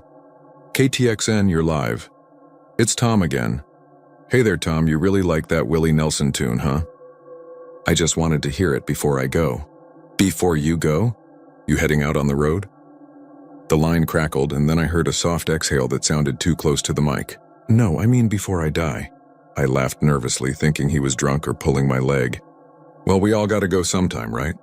"I'm serious," he said. "It's happening at 2:31. I looked at the clock on the board. It was 1:47 a.m. "That's pretty specific, friend." "I know," he said. "Because it already happened." Then the line went dead. I sat there for a long time, listening to the faint hiss of static in the empty studio. It's strange how quiet a room can be, even with all the machines running. The air felt thick, heavy. I could smell ozone, that sharp tang you get before lightning. I shook it off, played another set, and tried to forget about it. But at exactly 2:31, something flickered on the monitors. Every frequency spike flatlined for a second, then pulsed once like a heartbeat, before returning to normal. The overhead light dimmed and came back up. And in the static underneath the music, I heard a voice. Just for a second. It whispered my name. The rest of the night was a blur. When my shift ended, I stepped outside into the cold air. The pines were still, too still, as if the world was holding its breath. I told myself it was exhaustion, lack of sleep, imagination. The next night, same shift, same quiet. Around 1:50, the phone rang again. Same line. "KTXN, you're live." "It's Tom," the voice said. "Tom, you're back. You had me spooked last night." "I told you it would happen at 2:31, he said. "It did. You didn't believe me." Something in his tone froze me. "Listen, man, if this is a joke, I'm not joking," he said. "I'm trying to warn you." "Warn me about what?" The line hissed. Then a faint whisper. "You're next." I slammed the phone down so hard the receiver cracked. My heart was pounding, but part of me thought it was just a prank. Somebody screwing around with the frequency. Still, I couldn't stop looking at the clock. When 2:31 rolled around again, the studio lights dimmed. The equipment clicked off one by one, and from the speakers came a burst of static so loud it rattled my teeth. Then faintly beneath it, a voice. David, it wasn't Tom's voice this time. It was mine. I know how that sounds. Maybe it was feedback, maybe a glitch in the broadcast, but I swear to God, I heard myself whisper my own name. The next morning, I went to the station manager. He's an old guy named Henry, who's been running the place since the 70s.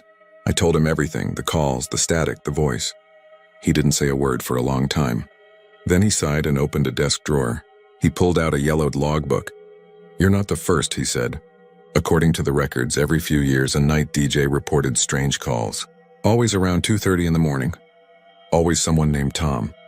The last guy to work my shift in 2009 left without notice. Before him, another in 1994. Henry said the first time it happened was back in 1968. The DJ at the time, Thomas Rayfield, died in a car crash on Highway 59 at 2:31 a.m. That night, I sat in the booth staring at the clock. Sir, 1:32, sir. Every sound made me jump. The forest outside seemed to press closer against the building, the wind carrying whispers that sounded like names. When the phone finally rang, I didn't answer it. It rang and rang, the red light blinking like a pulse. I turned off the ringer, but I could still hear it faintly through the static, as if the call was coming through the air itself. At 2:31, the lights flickered again. The monitors all went black except one, showing a faint, snowy image of the parking lot camera. Through the blur of static, I could see a man standing there. He was wearing headphones. His mouth moved, but no sound came out. Then the image glitched and cut to black. When I ran outside, the lot was empty. Just the wind in the pines. I don't work at KTXN anymore. I quit a week later. I told Henry I was done with night shifts, done with radio, done with the static. I moved across town, started working at a hardware store. I don't listen to the radio much now. But sometimes, late at night, when I can't sleep, I turn the dial slowly just to see what's out there. And every now and then, through the static, I hear a faint voice say my name. Then from somewhere deep in the hiss, a quiet whisper answers, "It's Tom."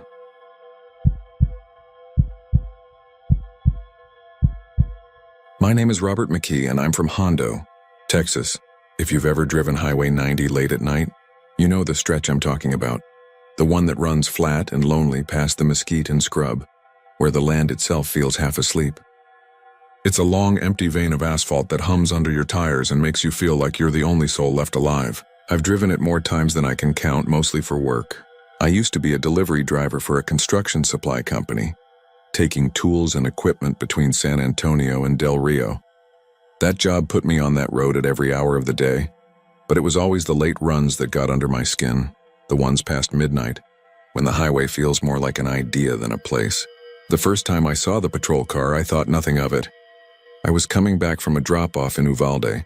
Around 2 in the morning, the radio turned low to keep me company. The sky was starless, the kind of thick black that eats your headlights. Up ahead, I saw the red and blue strobes bouncing off the brush. One of those hypnotic flashes that pulls you in before you even think. It looked like a sheriff's cruiser, parked on the shoulder just outside the faint yellow light of a distance marker. I slowed down, thinking maybe there'd been a wreck or a traffic stop gone sideways. But as I eased past, I realized there was no other car, just the cruiser idling with its lights on. The driver's door was closed and I couldn't see anyone inside. I rolled past, expecting to see a trooper walking the ditch or shining a flashlight down the embankment. Nothing. Just the empty road stretching behind me in the rearview mirror, the lights fading like some dream I'd imagined. A week later, I saw it again. Same place, same angle, only this time I pulled over. The cruiser was maybe 30 feet off the lane, sitting nose first toward the highway. The emergency lights were still flashing, but slower this time, almost tired. I parked my truck behind it and stepped out, squinting against the red-blue glare.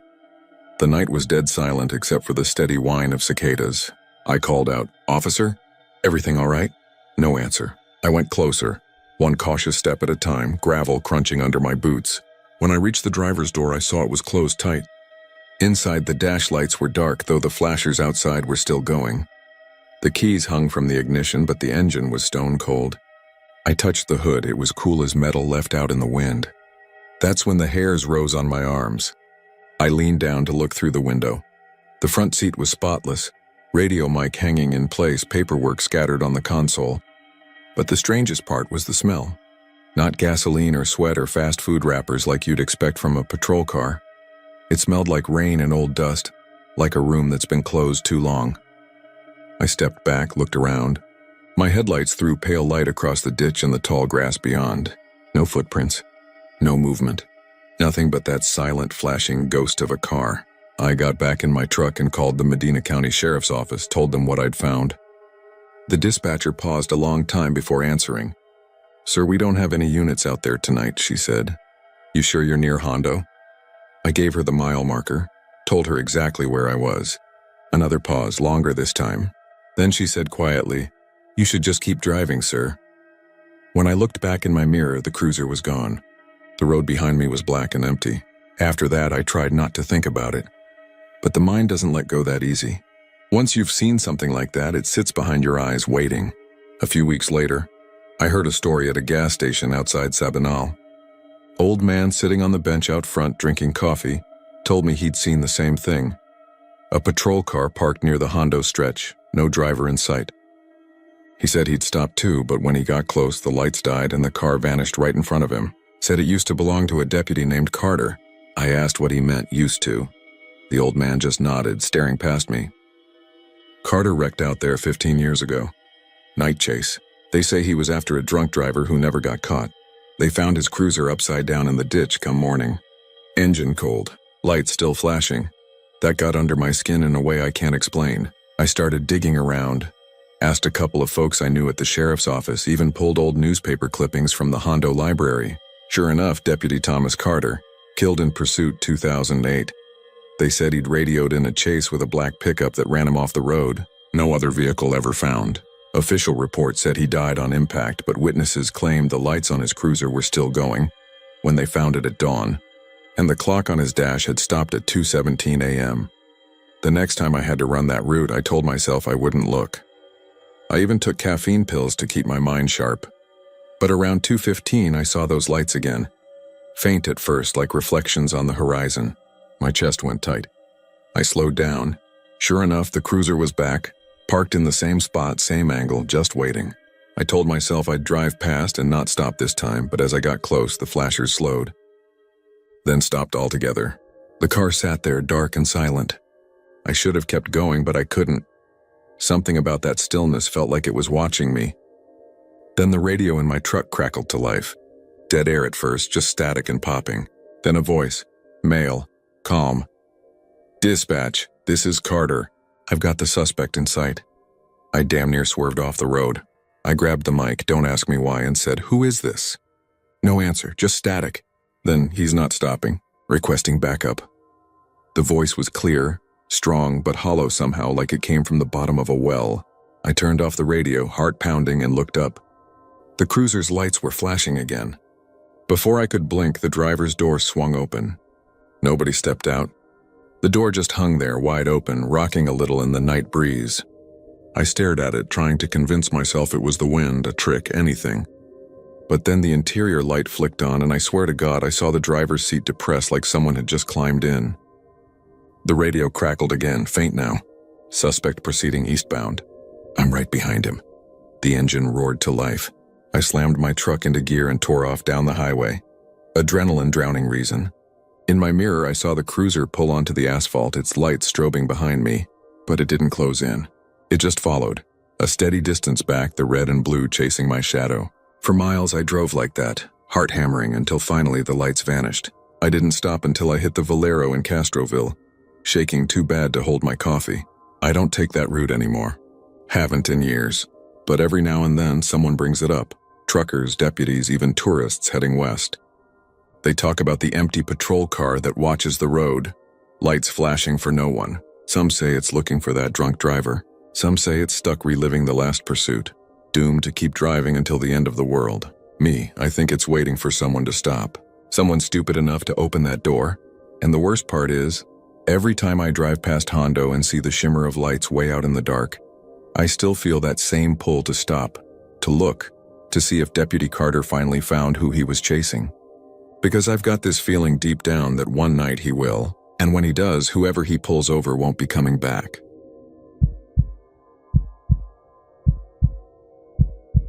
My name is Travis Hensley, and I'm from Whitney, Texas. I've lived near Lake Whitney my whole life, long enough to know its moods and tempers like a living thing.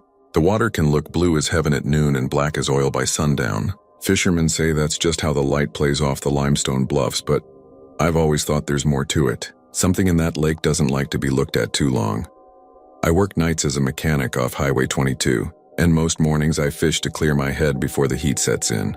Last summer, the nights started running longer. Folks said the drought had dropped the water levels so low you could see the bones of old drowned trees, the stumps poking through the surface like blackened fingers. That's when the singing started. The first time I heard it, I was sitting on the dock behind my cousin's cabin. It was close to dusk, that pale hour when everything turns gray and quiet. The cicadas had died down, and there wasn't a ripple on the lake. Then from across the water came this voice, soft, far away, carrying just enough melody to make the hair on my neck lift.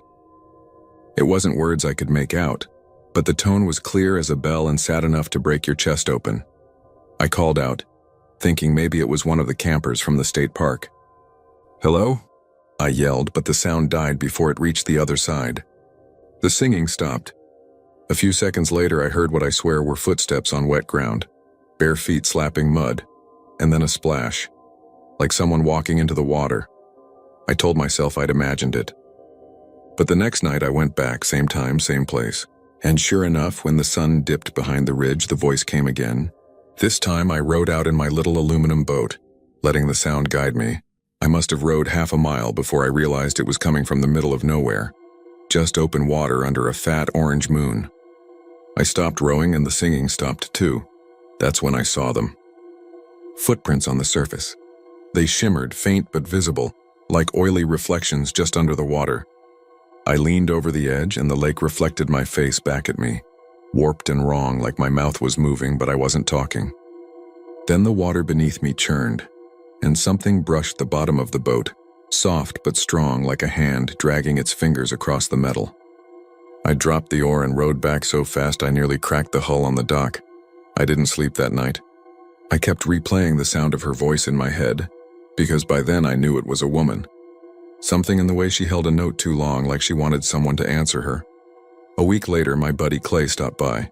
He's been fishing the lake since he was a kid too. Knows every cove and bend. I told him about the singing. He laughed, said I'd been drinking too much beer, but when I offered to show him, he didn't say no. We went out at dusk again. The lake was calm, the air still. Clay kept his flashlight off, said it would spook the fish. When the singing started, I saw his face change. He went pale like he recognized something. "You hear that?" I whispered. He nodded, eyes fixed on the dark water. "That ain't no bird," he said. We followed the voice until we reached a narrow stretch near the cliffs. The sound was so clear there it felt like she was right under us. Clay shined his light down and froze. "Jesus," he muttered. I leaned over and saw her, just a glimpse. Long black hair floating out like seaweed, eyes open and bright even underwater. She smiled. I swear to God she smiled up at us. Then her mouth opened and the singing came again. Louder now, shaking the boat. Clay dropped the flashlight and it rolled into the water. The beam swung once across her face before it vanished into the dark. We didn't say a word on the way back.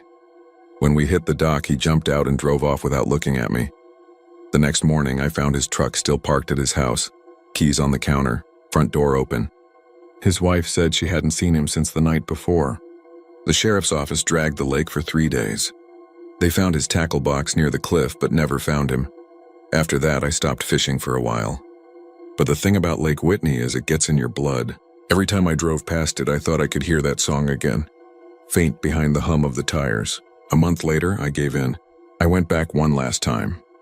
It was a still evening, the kind where even the bugs go quiet. I brought my flashlight and a tape recorder, thinking maybe if I caught her voice, I'd prove I wasn't losing my mind. The singing started right on cue, drifting across the water like fog. I followed it out, rowing slow. I didn't need to steer. The boat moved as if something underneath was pulling it along. When I looked down, I saw her face again, clearer this time, right beneath the surface. Her lips moved and I could almost understand the words, "Come home." I dropped the oar and reached out before I realized what I was doing. My fingers brushed the water and it was warm, almost human. Then she grabbed me. It was fast, a hand shooting up, cold as bone, gripping my wrist so tight I felt the skin split. I screamed and kicked, but the boat didn't rock. It stayed perfectly still while she pulled herself halfway out of the lake. Her skin was white as a fish's belly, eyes black and hollow. She leaned in close and whispered something I'll never forget. "You heard me first."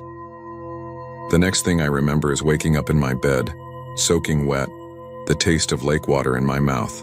My wrist was bruised, shaped like fingers. I ran to the dock and my boat was gone. They found it the next morning, tied up in the middle of the lake. Rope knotted tight around the cleat like someone had done it from the inside. I don't go near the water anymore, but sometimes when the wind's just right, I can still hear her singing, low and sweet, calling someone else's name. And I pray to God they don't answer.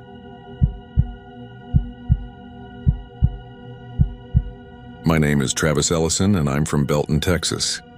I drive I-35 more often than I'd like to admit. Between hauling equipment for my brother's landscaping business and running deliveries to Waco, I've spent enough hours on that highway to know every billboard, every crooked fence post, every gas station that smells like burnt coffee and despair. It's a miserable stretch of concrete most days, endless roadwork and orange cones for miles. So when I first saw the man in the orange vest, I didn't think much of it. It was late afternoon, early fall, and the sun hung low. One of those glaring Central Texas sunsets that turn the asphalt into a blinding river of light. I was coming around a bend near mile marker 336 just south of Waco when I noticed flashing lights up ahead. Not police lights, but the kind they use for construction. Those yellow strobes that spin lazily like warning beacons for something half-imagined. A man stood in the center lane waving traffic toward the shoulder. He had on the usual getup, hard hat, orange safety vest, jeans caked with dirt. From a distance, I could see his arm rising and falling in a steady rhythm, motioning cars to slow down. Behind him, though, there was nothing. No trucks, no machinery, not even cones to mark a lane closure, just flat pavement stretching into the shimmer of heat. When I eased past, he turned toward me. His face was shadowed by the hard hat, but I caught a glimpse of pale skin almost gray under the sun. His vest looked faded, like it had been washed too many times or left out in the rain for years. He didn't look angry or desperate, just tired. I drove home thinking maybe they were setting up for a night crew. But the next day, when I passed the same spot at nearly the same hour, he was there again. Same place, same slow motion of his arm. Still no equipment. Still no reason for him to be there. By the third day, curiosity got the better of me. I pulled onto the shoulder, rolled down my window, and waited until traffic thinned. The man stood maybe 30 yards ahead, boots planted in the middle of the lane, the vest bright against the darkening sky. "Hey," I called out. "Y'all doing work out here?" He didn't respond, just kept waving, mechanical and precise. When I got out of the truck, a strange silence settled over everything. The sound of traffic faded, like someone had turned down the world's volume. The air felt heavier and the smell, hot tar and something sweet and rotten underneath, made me gag. "Sir," I tried again, stepping closer. He finally looked at me. His eyes were hollow, not blank exactly, but distant, as if whatever he was seeing wasn't in front of him. His mouth moved slightly, but the sound that came out wasn't a word, just a low, breathy groan. Then he dropped his arm, turned away, and started walking down the center of the highway. I blinked and he was gone. The next week, the news came on about a wreck near that same stretch. A truck had hit the guardrail trying to avoid a man standing in the road. The driver swore he'd seen construction lights, but no crew showed up when police arrived. I told myself I was imagining things. Maybe I'd seen a reflection, or maybe my mind had filled in the blanks from fatigue, but I couldn't shake the memory of his eyes. 2 nights later, I made the mistake of driving that way again. It was just after midnight, the sky moonless and thick with humidity. I shouldn't have been on the road, but I'd promised to drop off equipment early for a job in Lorena. The highway was empty except for the distant pulse of taillights. About halfway through the dark stretch near the river bridge, the radio crackled and went silent. My headlights flickered once, twice. Then there he was again, standing in the lane ahead, arm raised. I slammed the brakes so hard that the truck fishtailed, tires screaming. When I looked up again, he was closer, too close. His face was clearer this time, and I wished it hadn't been. The skin around his mouth had sloughed away, leaving his teeth bare in a ghastly half-smile. His hard hat hung crooked, revealing a deep gash across his forehead. I fumbled for the gear shift, heart pounding so loud it drowned everything else. But before I could move, he lifted a dirt-blackened hand and pointed at me. Not a wave, just a steady, accusing point. His mouth opened wider, and I heard words this time, whispered through the roar of my blood. They left me here. The truck lurched forward as if something had shoved it. I floored the gas, swerved around him, and didn't stop until I reached the next exit. The cops didn't believe me, of course. When I called in to report it, the dispatcher asked if I'd been drinking. A trooper met me at a gas station and drove out to check. He came back shaking his head. "No one out there," he said. "You probably saw a reflection off the signs. Happens all the time." I could tell he didn't care, but there was something in his tone like he'd heard the story before. A few days later, I went digging. Old newspaper archives, mostly. Turns out, back in 1979, a road worker named Henry Talbert had been killed on that exact stretch of highway. A drunk driver plowed through a construction zone late one night, crushed him against a barricade, and kept going. They didn't find the driver, but they poured new asphalt a few months later, right over the area where it happened. I drove back out there in daylight, parked near the shoulder, and walked the median. You could still see a faint discoloration in the pavement, like the ground itself had healed badly. I don't know why I did it, but I said his name out loud. Henry Talbert. For a moment, nothing happened. Then I felt it, the vibration beneath my boots. A faint tremor, like the hum of machinery underground. The smell of hot tar rolled through the air, though no trucks passed for miles. When I looked down, I saw it. A single orange vest half buried in the dirt off the shoulder, shredded and sun-bleached to white. I went home and tried to forget, but every time I drive that way now, something's off. The radio goes static near the bridge. The air feels wrong, heavier. And some nights, when the fog rolls low over the asphalt, I swear I see him again, waving me around something that isn't there. Last month, they tore up that section for repaving. Word around town is the crew hit something strange when they dug. An old skeleton with fragments of reflective fabric still clinging to the bones. The paper called it a possible long-term burial, like it was nothing more than a curiosity. They paved it over the next day, but last night, driving home from Waco, I saw those lights again, the lazy yellow strobe spinning in the dark, and in the middle of the lane, the man in the orange vest waving me around just as he always had. Only this time there were others beside him, shadowed figures in hard hats standing perfectly still, waiting for the next car that wouldn't stop in time.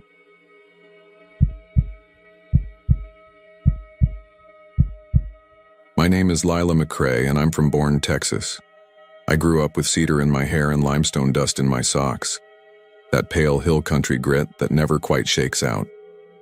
Most folks around here learn the back roads by the way the sun hits the live oaks where the low water crossings are, which dips hide the deer at dusk. My father taught me to count distance by mailboxes and cattle guards, and I ended up the sort of person who counts thicknesses and cure times. I test asphalt for a living, quality control for a paving subcontractor that wins small bids on rural contracts. It isn't glamorous work, but it puts you out under the sky and inside the machines that make the county run. The summer it happened, we had the contract to mill and repave a stretch of Farm Road 473 between Sisterdale and Candelia. A few miles of a road that I knew like a scar. The first week was all milling and sweeping and the boredom that comes with single-lane closures. I ran the nuclear density gauge, took cores, logged temperatures, and sent samples back to the plant on the edge of town.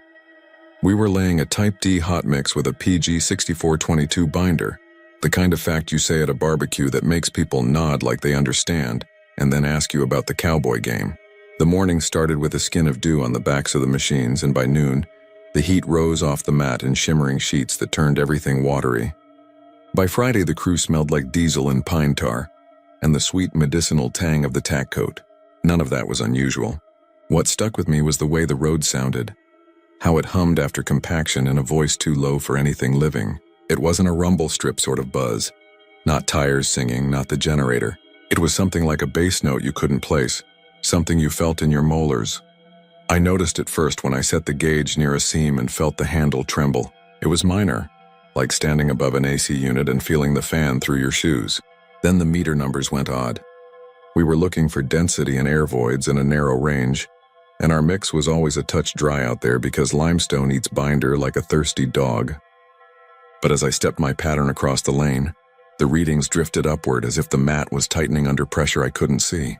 With every pass of the steel wheel roller, the hum grew more sure of itself. I logged everything, double-checked the standard count, and put it down to operator fatigue. The foreman, Buck, grinned under his sunburn and told me it was hill country music. It didn't feel like music. It felt like something listening. We opened the first half-mile by Monday, and the traffic flowed soft and nervous over the new black. People drive different over a fresh mat. They sit up straighter like they just cleaned their house and don't want you to see the real mess yet. That afternoon, a rancher in a white Tundra pulled up alongside the flagger and asked if we knew what kind of sealant we'd used. He said his dog wouldn't cross the road anymore, sat down and whined at the edge of the ditch. I told him dogs hate the smell of volatile oils and it would pass. He nodded, said that hum was a funny thing, like a hive down in the dark. Then he drove away slow, his tires thumping twice like a heartbeat at the seam transition. By the second week, the hum was steady, especially toward evening when the heat bled out of the mix and the crickets took over the fence lines. I'd stand by the cone taper and feel it under my knees, a steady thrumming with a patience that didn't feel like it belonged to machines. Buck began sending trucks out at odd hours because our plant had started pushing us a different binder ratio at night. More reclaimed asphalt content, more stick than I liked. The superintendent blamed supply, said the refinery had its hands full. When the first set of cores came back from the lab, the voids were low in a way that made my boss frown into his coffee. He said it meant durability, a good tight mat, and put a gold star on the daily report. I said it meant the road was tighter than it should be, heavier than it had any business being. The first car disappeared at the bend by the dry creek, the place with the homemade cross propped in the fence and the cedar trunks bowed like they were answering a question. That morning I had been up early pulling temperatures from the paver when DPS rolled up, blue light turning the limestone white. A woman with a baby on her hip stood in the ditch making small circles in the grass with her shoe. Her husband was in that look men get when they know a reasonable thing has happened but their brain won't accept it. He said he'd been behind a tan Buick going west, saw the brake lights touch, saw the Buick drift onto the shoulder like a country song, and then it was gone. No dust, no ditch tumble, no crunch. Gone in that neat way people say about bad checks and heartbreaks. Except there were two faint twin smears of rubber that began half a car length short of the edge line and ended 3 feet later without any scuff or skip. The tracks looked like they stepped into a shadow. We all stood around not saying the obvious thing because a car is not a deer, not a dove. It has to be somewhere. They closed the road for half the day looking for an embankment break, a hidden cut, a deep karst hole that could swallow 7 feet of Buick like a snake. A chopper came out of San Antonio and combed the pastures. Ranchers walked the fence line, found nothing but a spooked bull and an old tire half buried in Johnson grass. The mother with the baby cried without sound, a weird thing to see in the heat. By sundown, they opened the road again and the hum was louder, a soft throat clearing that you couldn't place until you stepped onto the mat and felt it pass up into your shin bones. I slept badly that night with a smell of hot rubber in my nose and woke with a taste of pennies. After the second car didn't make the turn near the pecan orchard, the county judge called a meeting in the Candalia Community Hall. People brought casserole dishes and stiff shoulders. They said it was sinkholes or drunks or out-of-towners who didn't know how to read a hill country curve. They said it was suicides, aliens, the cartel, the end times that looks like paperwork. When I stood and said it was the road, they laughed in that way you laugh to keep from turning mean. I told them about the density numbers creeping up every day, about how my gauge liked the shoulder least, and how when I pulled a core near the center line, the bit fought me as if the aggregate were pinching back. I told them about the hum. Old Mr. Harlan, who had a voice like a busted radio and had driven mail up and down this county since before I was born, said roads don't hum unless there's metal loose. I said I knew metal loose and this wasn't it. The judge thanked me and asked the sheriff to increase patrols. People left in heavy, careful steps. By the third week, the blacktop had darkened beyond what UV ought to do, as if the binder was drawing out something from below. I saw thin hairline fractures near the entrance to a ranch where the cattle guard rattles could shake your molars, and when I bent close, I smelled something not of oil or tar. Something like hot creosote mixed with the sour milk stink of a bottle left behind a truck seat. The hum had taken on a pulse you could measure with your breath. I timed it without meaning to, finding my lungs lifting at the same beat until I felt a moment of dizziness and had to sit on the tailgate with my head between my knees to get back to my own rhythm. Nora, the flagger, asked me if I was pregnant and then smiled, apologizing, saying she was just worried. I told her I didn't feel like myself near that stretch, and she said she'd started catching words in the hum, like the old dial-up internet tone saying your name. We didn't tell anyone that part because it sounds like heat stroke. The third disappearance went bad because of who saw it. A school bus creeping back to Sisterdale after a band field trip, chaperone asleep, driver wide awake in the long gold of late afternoon. A red Civic ahead, a good 2 car lengths, then no Civic. The bus driver said it was like someone cut a frame out of the film. The kids were quiet for 2 miles. Then they started yelling and laughing because they had to make something human out of it. That night I laid the gauge down on the center line and it vibrated so hard the display blurred. I looked down at the mat and saw a slickness pass over the surface in a shape that made no sense, like the sheen on a catfish when you pull it up from deep water, a skin of something that isn't skin. When it moved, the dust motes changed direction, as if a low breath had passed along the black. TxDOT sent their people, smart folks who bring clipboards and the patience of teachers. They walked, they probed, they listened. They told me my densities were beautiful. They told the judge that they would cut and excavate one panel for inspection. They chalked a clean rectangle and sawed it with wet blades, and 4 men with suction cups tried to lift the panel like the lid of a casserole. The pavement didn't want to give. It had the grip of a suctioned jar. They finally pried it up with a front loader, and for a second I saw down into the subgrade. The crushed limestone looked wrong. Not loose but smooth, as if the fines had turned to flour and then paste and then something that wasn't aggregate at all. I saw a ripple move over it and every man there stepped back without choosing to. The hum rose and fell like something pleased. They put the panel back and told the judge it was unusual moisture migration, a groundwater issue, manageable with drains. They promised to install relief trenches at the shoulders and return in a week. That night it rained. One of those brief storms that throw white water down the gullies and leave behind a smell like metal and wet sage. The road steamed like a horse. We put out the advance warning signs again and worked in the morning, cranking traffic through a taper that kept bending because drivers cannot help but bend signs. I had the gauge on a leash to keep myself honest. And when I turned to log a reading, I heard my own name. Not inside my head, but from under my boots. A murmur like someone tuning a radio until they hit the scratchy core of your syllables. It said Lila drawn out long, and my stomach dropped in a way that had nothing to do with heat. You don't tell your foreman the road knows your name. You go home and stand in your shower with the water too hot and hope you can boil out whatever you picked up. Then you sit in the dark and you hear it again, distant but present, as if the black between the stars were a mouth and the ranch roads were its tongue. I slept for an hour at a time and woke bent around a hunger that wasn't mine. I wanted to be on 473. I wanted to stand with my toes on the paint and open my mouth and pour out everything into the dark. I told myself it was anxiety from the accidents, that I was catastrophizing. I took a day off and drove to Comfort to sit by the river and watch catfish break water. The hum found me anyway in the low roll of the current under the bridge. It made the thin bone inside my ear itch. I went back to work because where else do you go when the thing that scares you is also the only place you want to be? The sheriff had set up a checkpoint at either end of our segment, funneling cars into a slow parade that made tempers thin. I stood at the center of the bend near the dry creek where the Buick went away. The sun fell behind the oak crowns and the headlights turned the dust into a fog you could see. The hum grew thick enough to raise the hair on my arms. Buck told us to pack it up, that we'd run compaction in the morning when temps were kinder. Nora waved traffic. I should have walked to the truck, but my feet carried me one step onto the mat, then another, until I stood at mid-lane on fresh black. You don't step onto hot mix in tennis shoes if you're smart. But I wasn't myself by then.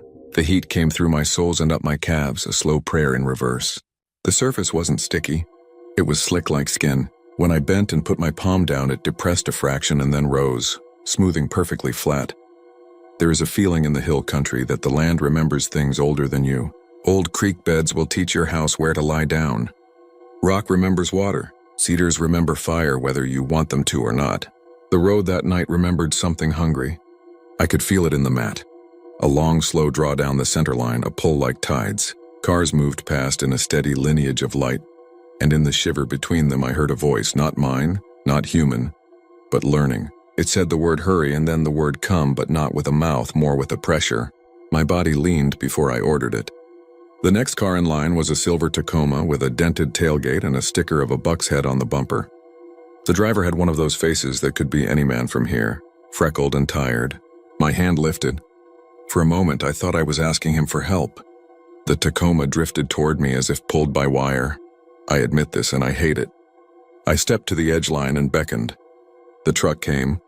The hum swelled to a hot boom in my ear. The tires kissed the fresh seal and the tracks appeared. Two dark paths that ran half the wheelbase and then stopped. There was no skid, no sway, no glass. The Tacoma was there, then it was gone, and the air folded in like the space left by a pulled tooth. Nora screamed and dropped her paddle. The sheriff ran and took me by the arm so hard I bruised. They shut the road with everything that flashes. I stood and watched the place where those tracks ended and wanted to lie down on it like a bed and sleep for years. I wanted to go where the Tacoma went. I wanted to be used. I told them it wasn't me. I said I didn't step out, that the driver swerved, that heat plays tricks and eyes lie. They nodded because they needed to, and in their faces I saw the way a person makes room for an unlikely fact if it helps them hold the world steady. They asked me to take a leave. I said yes because it was safer for everyone. I went home and emptied my pockets of limestone chips and pennies and a stone from the dry creek that felt warm even hours after sunset. I locked my door and turned on all the fans and tried to drown the hum in white noise. Around 2 a.m, the hum came up under the floor like a train passing that isn't there. I could smell tar and cedar and hot pennies. I understood then that distance was a joke we tell ourselves. The next day I drove to the plant and slipped through the gate while the loader operator smoked with his boots up. I went to the binder tank. The rail car had arrived early, the new load still warm and sweet. I climbed the ladder and watched the surface move like an animal breathing. When I dipped the rod, the black clung to it in a way that made no sense for temperature. I touched the film and it clung to me, and after I wiped and washed, there was a stain the shape of a crescent moon on my fingertip. The plant man called up to ask if I was okay. I said yes. I wanted to tell him not to send any more to 473. I wanted to ask him when he had started hearing his name in the sound of the auger. I swallowed and said nothing and drove to the edge of town where the asphalt turns back into caliche and pasture. I tell you this now like I can be forgiven for what I did next. I went back to 473. The barricades were up with the heavy drums full of water to keep honest fools out. The sheriff had a deputy posted who knew me and let me through with a look that said I was family, and family don't need a reason. The evening had that pink lace of cloud that makes the hill country feel like heaven, is much nearer than the maps imply. I parked at the dry creek and got out. Every insect within 100 yards had gone still. The hum rose. On the edge of the mat, where the tire marks ended, the surface looked as smooth and shallow as a baptismal. I stepped onto it and sunk no deeper than the thickness of a palm print. The road was warm and it matched my heartbeat. I lay down on the center line with my ear against the seam, where 2 lanes meet in a marriage of heat and pressure. From inside, the hum wasn't a hum anymore. It was voices stacked in aquar that never learned human words, each one made of rubber and stone and oil and rain. They slid over each other, learning. Under my cheek, something flexed. I smelled spice and diesel and a sweet rot like bruised figs. When I opened my eyes, I saw through the thin mirror of the surface the faint outlines of something moving. It wasn't bodies the way you think of bodies. It was shapes of displacement, of pressure zones, of things held in a medium that isn't water and isn't air. It was a highway-shaped throat, and what it held were memories trapped where friction meets heat. You can say I hallucinated. You can call it grief for the people who didn't get to go home. But there was a moment on that road when I felt a hand press mine from underneath, and the hand had the dented memory of a steering wheel in it. I felt the drag of an engagement ring on asphalt that didn't abrade. I felt the soft weight of a baby asleep in a car seat, and the way the hum changed to hold it the way a body adjusts to hold a child. I felt the Tacoma under my palm like an apology. I whispered, "I'm sorry," and the road whispered back in a voice made of aggregate and old oil and the geology of all the county. It said hunger, and it said stay, and it said mine in the ancient way of rivers claiming floodplain. My mouth opened into the heat, and I let the word yes rise out of me like steam. I don't remember standing, but I remember the first step. The mat took my weight like a mother, and the surface opened the thickness of a sheet of paper, and I slid. There was no pain. There was a pressure like diving too deep too fast, and a sound like wind in a culvert. And then I was there in that place that is underneath without being below. It wasn't dark. It was full of light trapped in the binder. The ghosts of every headlight that ever crossed that stretch, laid down in layers and made into a kind of film you could slide your hands through. I felt the wheel tracks of the Buick run along my arms and the Civic brush my shoulder, and the Tacoma lean into me like a tired dog. I do not know how long I was there because time runs different when it is measured in miles instead of minutes. The hum resolved into something like a language, and it was not a voice at all but pressure and rhythm and the interchange of heat. It told me the oldest story, which is that everything wants to be part of a bigger thing. That gravel wants to fuse, that water wants the channel, that roads want traffic and then want what traffic leaves behind. It told me it had learned hunger from us. When they pulled me out, it was morning and a cold front had come through and I was on the shoulder with my cheek against the Johnson grass. Nora was crying and Buck was cussing in a way that was mostly prayer. The deputy held a space blanket around my shoulders and I shook until my teeth hurt. They asked what happened and I said I fell because there are only so many true things you can say to daylight. They took me to the clinic where the nurse said I had no burns and no bruising, except for the pattern of a tread across my ribs that didn't match any tire measured in any book. She asked me if I wanted her to call my mother. I told her my mother had been gone 10 years and the nurse patted my hand and changed the subject. They told me I had the blackest eyes they had ever seen, like I had slept too long. The judge closed 473 for good the next week. He said it would break the county's heart, but the county would live. They put up steel gates and ran cattle panels across the entrances and threatened fines. But a gate is a gesture and a road is a habit. People still go out there some nights to hear the hum and to see if the stories are true. I go too. I stand at the edge of the mat in the dark and listen. I hear names sometimes, yours if you're not careful, spoken in the pitch between the crickets. If you stand long enough, the road will make your heartbeat match it. If you match long enough, you will want to lie down and give the road something to keep it from taking. That is a human bargain, not the road's, but the road has learned it because we taught it. I still work for the subcontractor, but not on that job. My boss says I need a break from the hot mix. I drive Ranch Road 1888 now, where the cedar is thick and the cattle stare like they know secrets. But some nights, when the wind comes right, I can hear the hum from 473 through the open window like a remembered conversation. I answer in the same way you answer an old friend when they call late, with my mouth half closed and my voice honest in the dark. I tell it I know what it wants. I tell it that hunger is a thing that never ends, not in the body, not in the earth. I tell it I will come when the summer cooks the hills again and the binder goes shiny under the sun. I will walk the center line and lay my cheek down and listen. I will speak your name if I hear it, or I will keep it. Either way, the road will learn because it learns like we do, by acquisition, by pressure, by touch. And when the next set of tires slides into that thin place where the world thins to a single breath, I will be there in the hum. Not to save you or to take you, but to welcome you. Because that is what the hungry road needs, and I have become what it needs. There is one more thing, and I will say it once and not again. If you find yourself out on Farm Road 473 near Sisterdale, and the light goes strange and the air gets sweet like figs, pull over. Turn off your engine and sit absolutely still. Count your breaths and do not let them match the rhythm you feel under your shoes. When you hear the first syllable of your name rise from the blacktop, do not look down, look up, at the oaks and the stars, at anything that is not the road.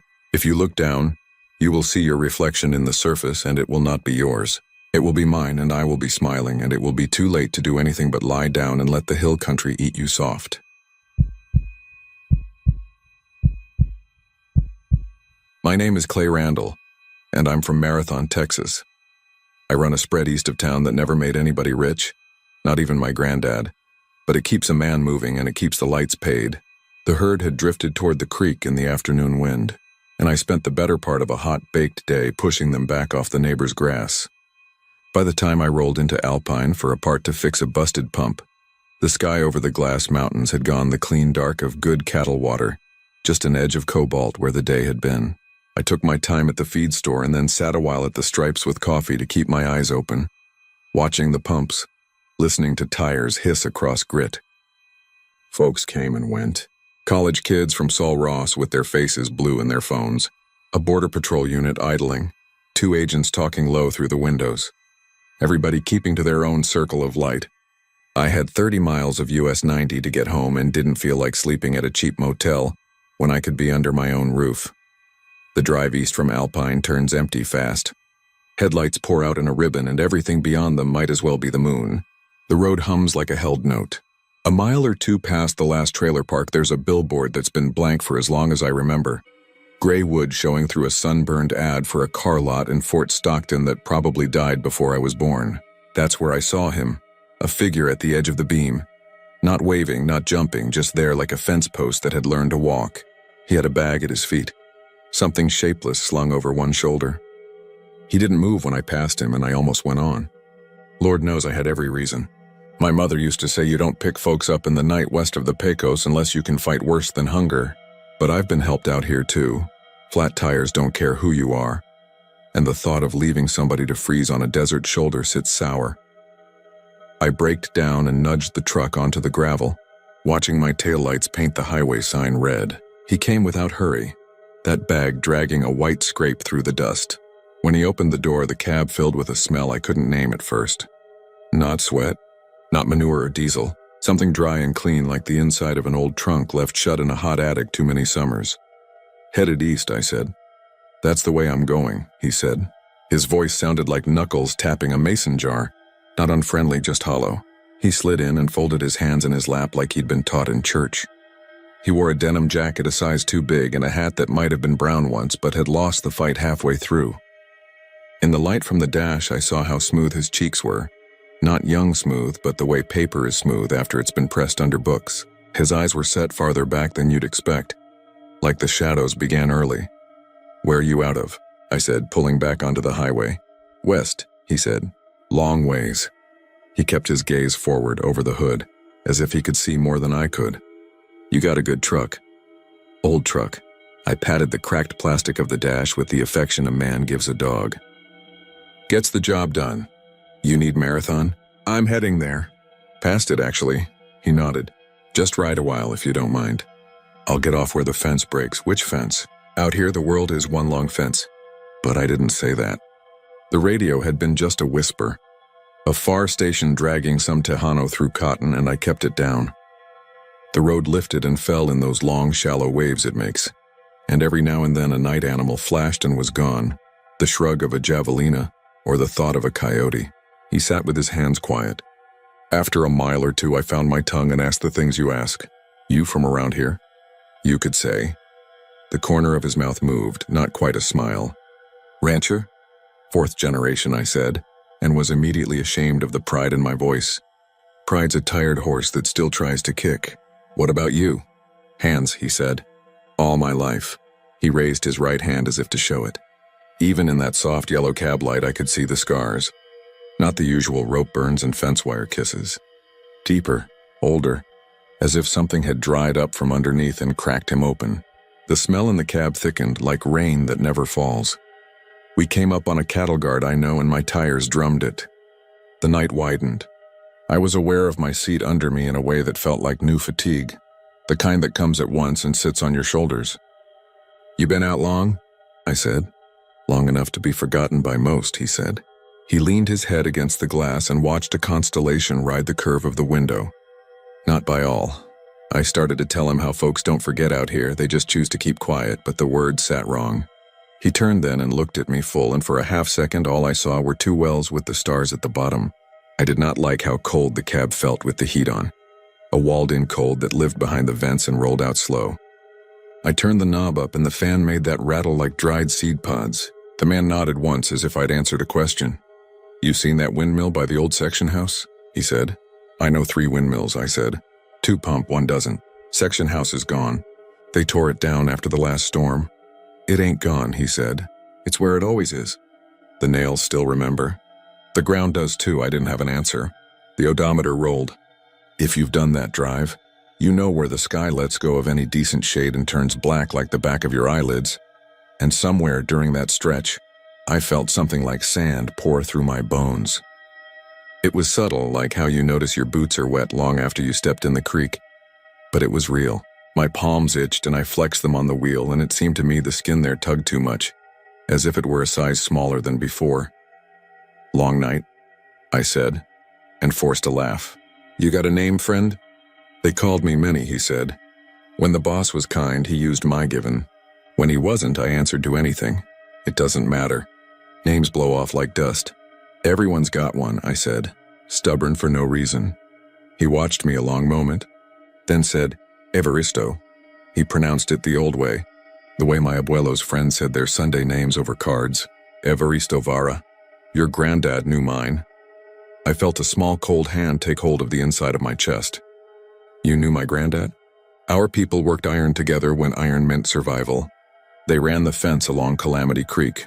Your granddad was fair as men go, but there was a night when his fairness went where men can't follow. I didn't like the fault he set at our feet." "What night was that?" "The winter of '51, he said. "A freeze that made the pecan shells crack all on their own at noon. They sent me out with an old mare and a red scarf so the boss would see me coming in the white. I had a sack of salt and a jug. The wind found the holes in me and made new ones. I was halfway to the camp when the mare stumbled and put me down on the wrong side of the fence. I walked the fence hoping to find a break. Instead, I found your blood, my blood, your family, your grandfather, a younger version of your father, 5 men on the back of a flatbed with a stove.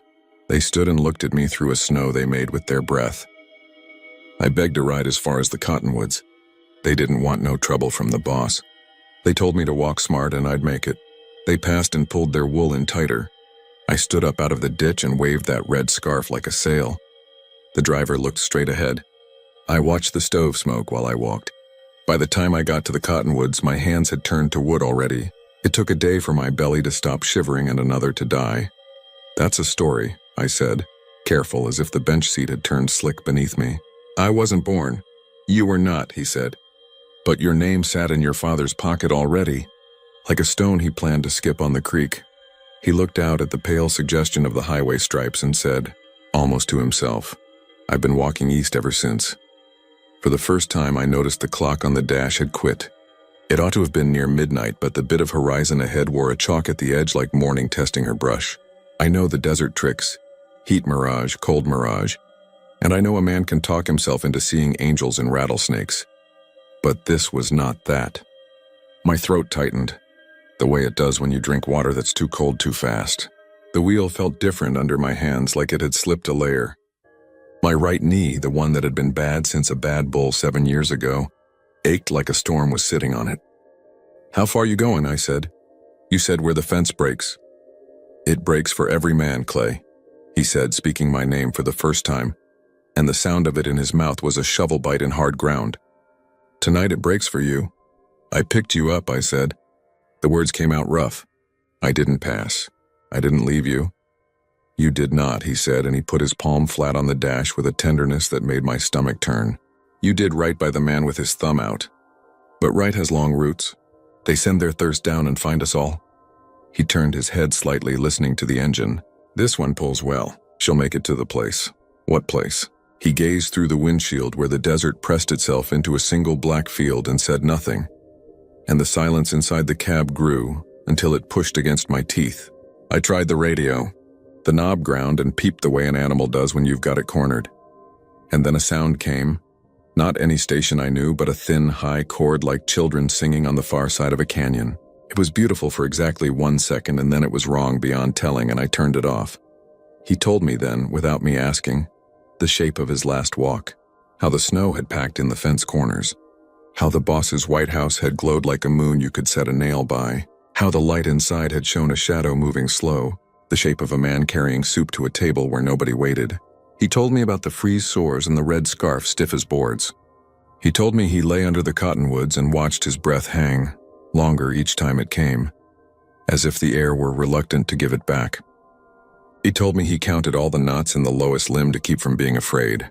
He told me at the last he saw hooves that were not the mare's and a hand that was not the boss's, and how the hand lifted him up out of his own body. When he finished, I was old enough to understand why he had told me. Not because he wanted me to know him or even know what my grandfather and father hadn't done, but because telling takes time, and time was the thing he was pouring out of me. I had never felt years move except the way you see them in photographs, but there in my cab I felt them slide off my bones like a coat you decide you don't need. The skin on my forearms puckered. The scar on my knuckle from a mean rooster in '99 stood up like somebody had cut it new. My teeth hurt in their beds. I watched the road with new carefulness, the way old men watch ladders. The highway markers ticked by and each one took something. I believe we came past the dirt 2 track that leads to the old section house without a house, and I believe I saw a mailbox with no name, and beyond it, a windmill, whose vane pointed not at the wind, but at us. The horizon at the far east did a thing that stopped my heart. It paled just a shade, the way it does when the night has done all it can and begins to admit defeat. The dash flickered light and then gave me back a time that made no sense. My hands, I realized, had gone thin. They were my grandfather's hands, narrow and spent, black hairs gone white. In the reflection on the glass, I saw a man my father would not recognize driving my truck. "You can get out," I said through a mouth gone dry. "This is enough." He leaned back and closed his eyes. "No," he said softly. "It's not yet." We passed a reflector post and it went through the shadow of the cab and came out older, and that was when I began to understand I was not driving so much as being driven. The wheel turned easy, but not by me. We came to a low place where water runs in the summer, and I saw, as clear as any lit stage, the place he meant. A break in the fence, not because wire had been cut or posts had fallen, but because the fence had never taken there. The dirt was worn in a track by something more regular than cattle. Beside it, someone had piled stones into a low shape the size and length of a man. "Stop," he said. The truck stopped. I don't remember my foot moving. I don't remember the gear stick. The engine idled. The singer on the radio, who was not there, took a breath and held it until I thought my chest would break. And in that held breath, he opened the door and stepped down. He left the bag on the floor, a shapeless weight that made the rubber mat sag. He walked around the front of the truck. He didn't look at me. He walked to the pile of stones and put his hand on it. And in the dome of my headlights, I saw his hand sink into the rocks the way a man sinks his hand into wheat. The desert breathed once, a long, slow exhale that lifted the dust at the shoulder and drifted it across my boots. The smell in the cab changed. The attic smell was gone. What came in its place was the odor of stock and summer rain on hot caliche and the old nylon of ranch twine. It made my eyes sting in a way that had nothing to do with the air. He stood there with his hand in the stones, and for a second his shadow on the fence looked wrong, as if the posts cast him backward through themselves and out into the dark he had come from. I wanted to call to him, or ask him what I was meant to do next, but he spoke first, still not looking at me. "Your ride ends here, Clay. You gave it to me fair. I'm giving the end back to you fair. What a man keeps back from mercy has to be paid with interest. Tonight you paid some. The rest will sit quiet. If your children are the kind who stop at the ditch and pull a man up, they won't owe more. I can't promise. I have no children," I said, my voice shaking. "We tried." "You've got time," he said, and I felt something like humor prick at the corner of his mouth, ancient and not unkind. "Not much. More than some." He took his hand from the stones, and the stones did not shift. He looked at me, truly looked, and his face in my lamplight was a ruin you could live in, beautiful the way broken churches are. "Take your hands off the wheel," he said. I did. I didn't know why. They had been clamped so hard my nails ached, and when I lifted them, the brand of the wheel stayed in my palms as white grooves. He nodded and stepped back, and when he did, I realized I hadn't seen his boots leave tracks. "Drive on," he said. "Do it for yourself this time." I put my hands back on the wheel, and they skittered, as if I were wearing thin gloves with too much powder on them. I eased the truck ahead, the tires tasting the washboard. In the rearview mirror, I saw the place with the stones and the gap in the fence and nothing else. No man, no shadow. The mirror shook, and the dust I'd made climbed into the air and became sky. I didn't make it home. I knew I wouldn't before I turned the knob for the heater again and heard it rasp. I knew it like you know a mare is going to foal by the way she looks at the moon. I got as far as a milepost whose number I can't remember. And the night bled out of the east and the world went that soft bruise color it goes before full morning. The ache in my knee eased because there was no more knee to ache with any man's vigor. I tried to breathe deep and the breath came in small.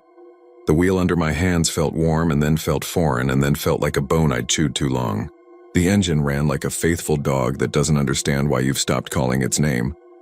I pulled onto the shoulder because there was a part of me that still knew to do the courteous thing, even when there's nobody behind you to be courteous to. The truck shuddered to stillness. The quiet that came wasn't the quiet of the desert, which is full of little lives and talk. It was the quiet inside a church after a funeral when you can hear your own heart. I sat with my hands on the wheel and tried to think of my wife's face. May, who would wake to an empty bed and count the usual noises and then sit up. And what came was my mother standing at the sink in our house in Marathon 50 years ago, humming a hymn while she shelled pintos. That did me in. I made a sound like a calf does, blind and raw. The sound didn't carry. The first sun laid a yellow knife along the road. I watched it and felt nothing except the weight of my hands. They had grown heavy the way wet clothes are heavy. My skin tightened further, and a small trickle of something like sugar ran out of the corner of my mouth and dried there. A helpless announcement. I thought I heard a car far off, and then I knew I heard one. The hollow of it in the bare morning. I thought of lifting my arm. I thought of opening my mouth to call. What I did was sit very still and feel the hours I'd worn and the hours I hadn't and the hours my father had saved on nights he should have stopped for a man in a red scarf. I felt them count inside me like cattle through a chute. The car came up behind and didn't pass. I saw the red and blue in the mirror first, tricked by the angle of the sun into looking purple. A Texas DPS cruiser. The knock on the glass was polite and then was urgent. A voice called my last name the way strangers do when they read it from a license. I wanted to answer. I wanted to turn my head and look a living man in his eyes and tell him I had done a good thing, and also a terrible thing. Or maybe had just lived long enough to be the place where they met. I wanted to tell him to go to my wife and put his hat in his hands when he spoke. I wanted to say the word Evaristo and make of it a prayer. What I did was stare at the road ahead and feel the wheel with fingers that had turned to roots. The door creaked open with that sound I always mean to oil. The trooper's breath came in, then stopped. "Sir," he said, and something in the way he said it told me my face had already traveled out past him, past all of them, into a time where wood remembers all the hands that ever touched it. He reached and his hand was young and hot. He put 2 fingers on the inside of my wrist and his fingers jerked back as if he'd touched a stove. He said a thing he would never admit to saying later, soft and almost tender. He called me old-timer, the way you do to a gent hunched over chess on the courthouse bench. I wanted to say I hadn't earned that in one night, but I had. Everyone does, I think, in one way or another. Here is the last true thing. I sat there holding the wheel while the sun pushed up an orange coin and scattered the desert into pieces you could count by the shadow each made. And I felt something in me step down from the porch and go to the gate and look out at a road that ran both ways forever. If there was a shape on the shoulder where the fence breaks, it did not wave. If there was a windmill pointing at my truck, it turned just then and pointed somewhere else. My name was a stone in my mouth, and then it wasn't. I thought of my grandfather's hand setting a line of staples in a cedar post, and how those staples still held, even though the cedar had turned silver. I thought of a red scarf stiff with cold. I thought of May's voice calling the dog from the back steps as the kettle began to sing.